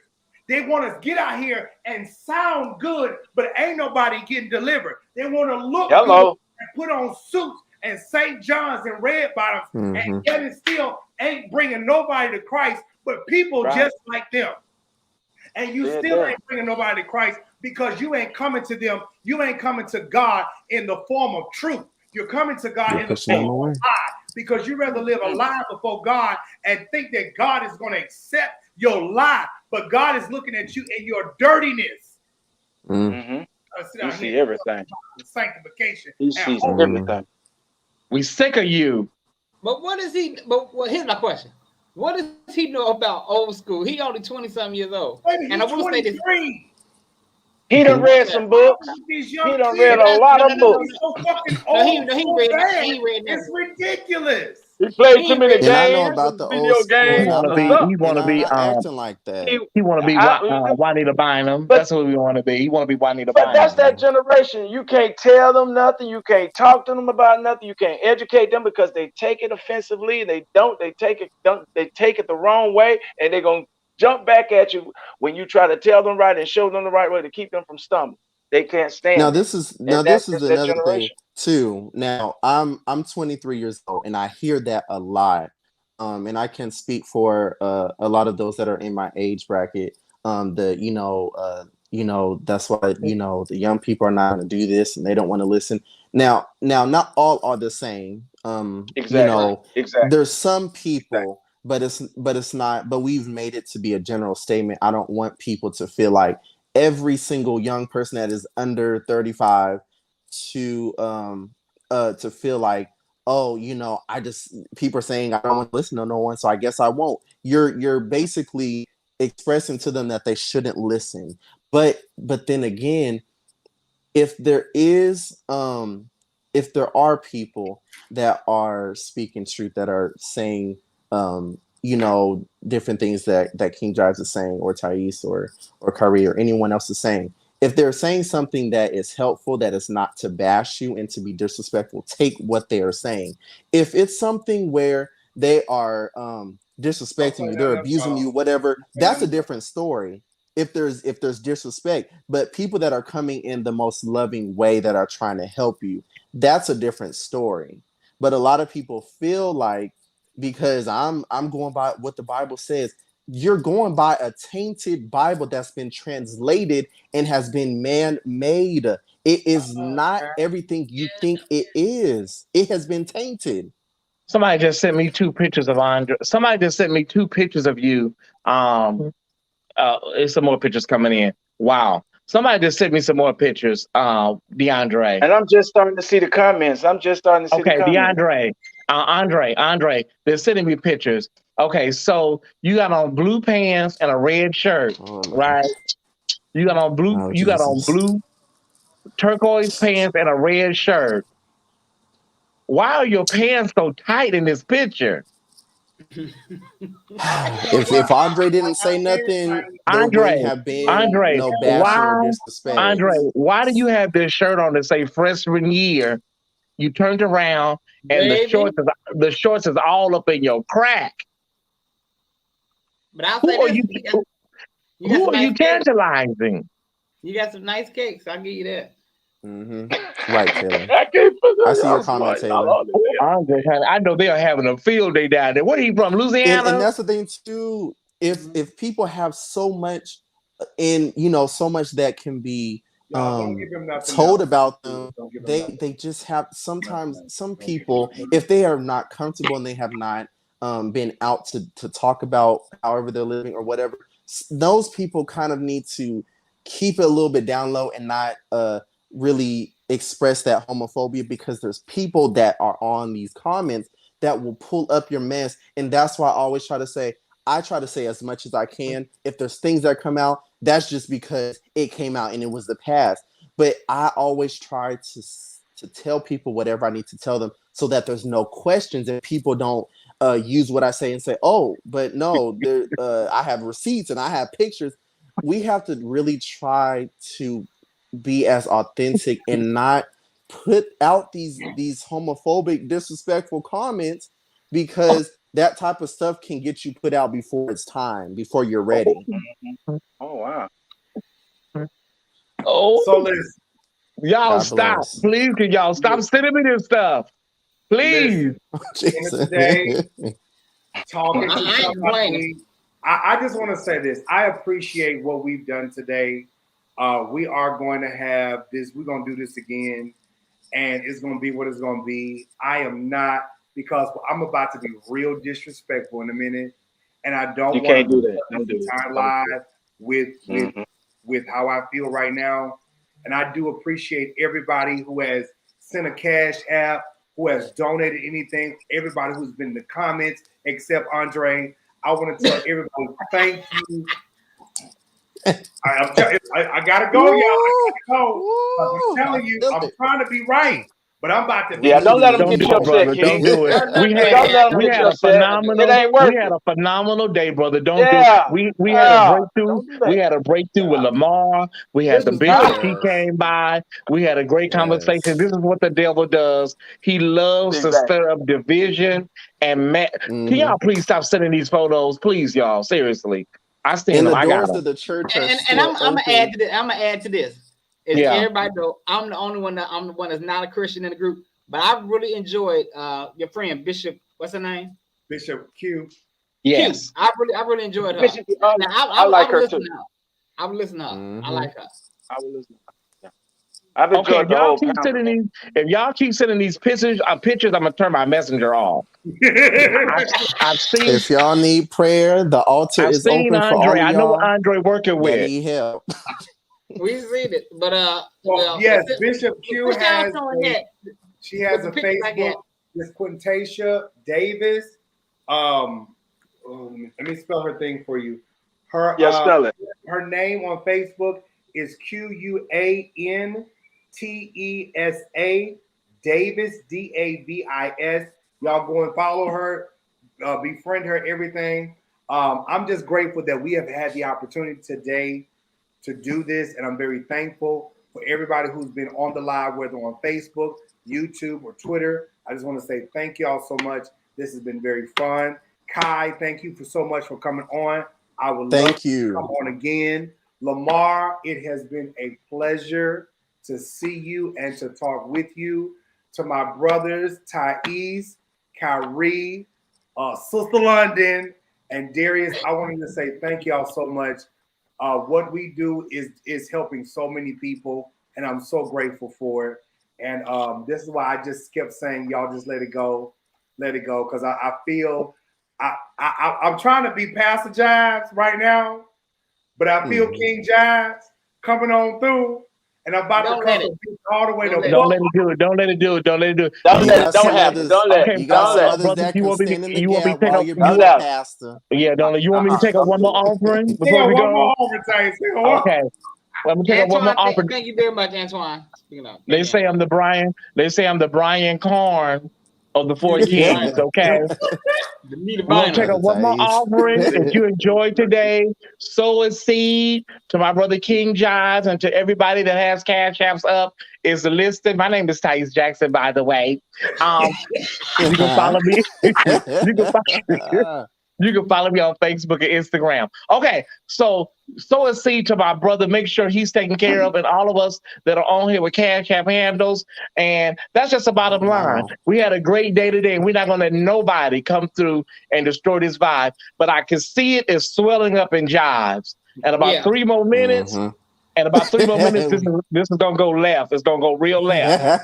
So Yeah. yeah, I feel we And need to go. Yeah, this is a good platform, and I don't want you to ruin. I don't want you to lose it like that. You know, let them have it. I like this Yeah. platform. Thank you all so much. Thank you guys so much. We love you, Lamar. Thank you for the so much for opportunity. being on today. I appreciate you all. Thais, Kyrie, I will call y'all as soon as we hang up. I love y'all. Talk to y'all soon. All right. Bye.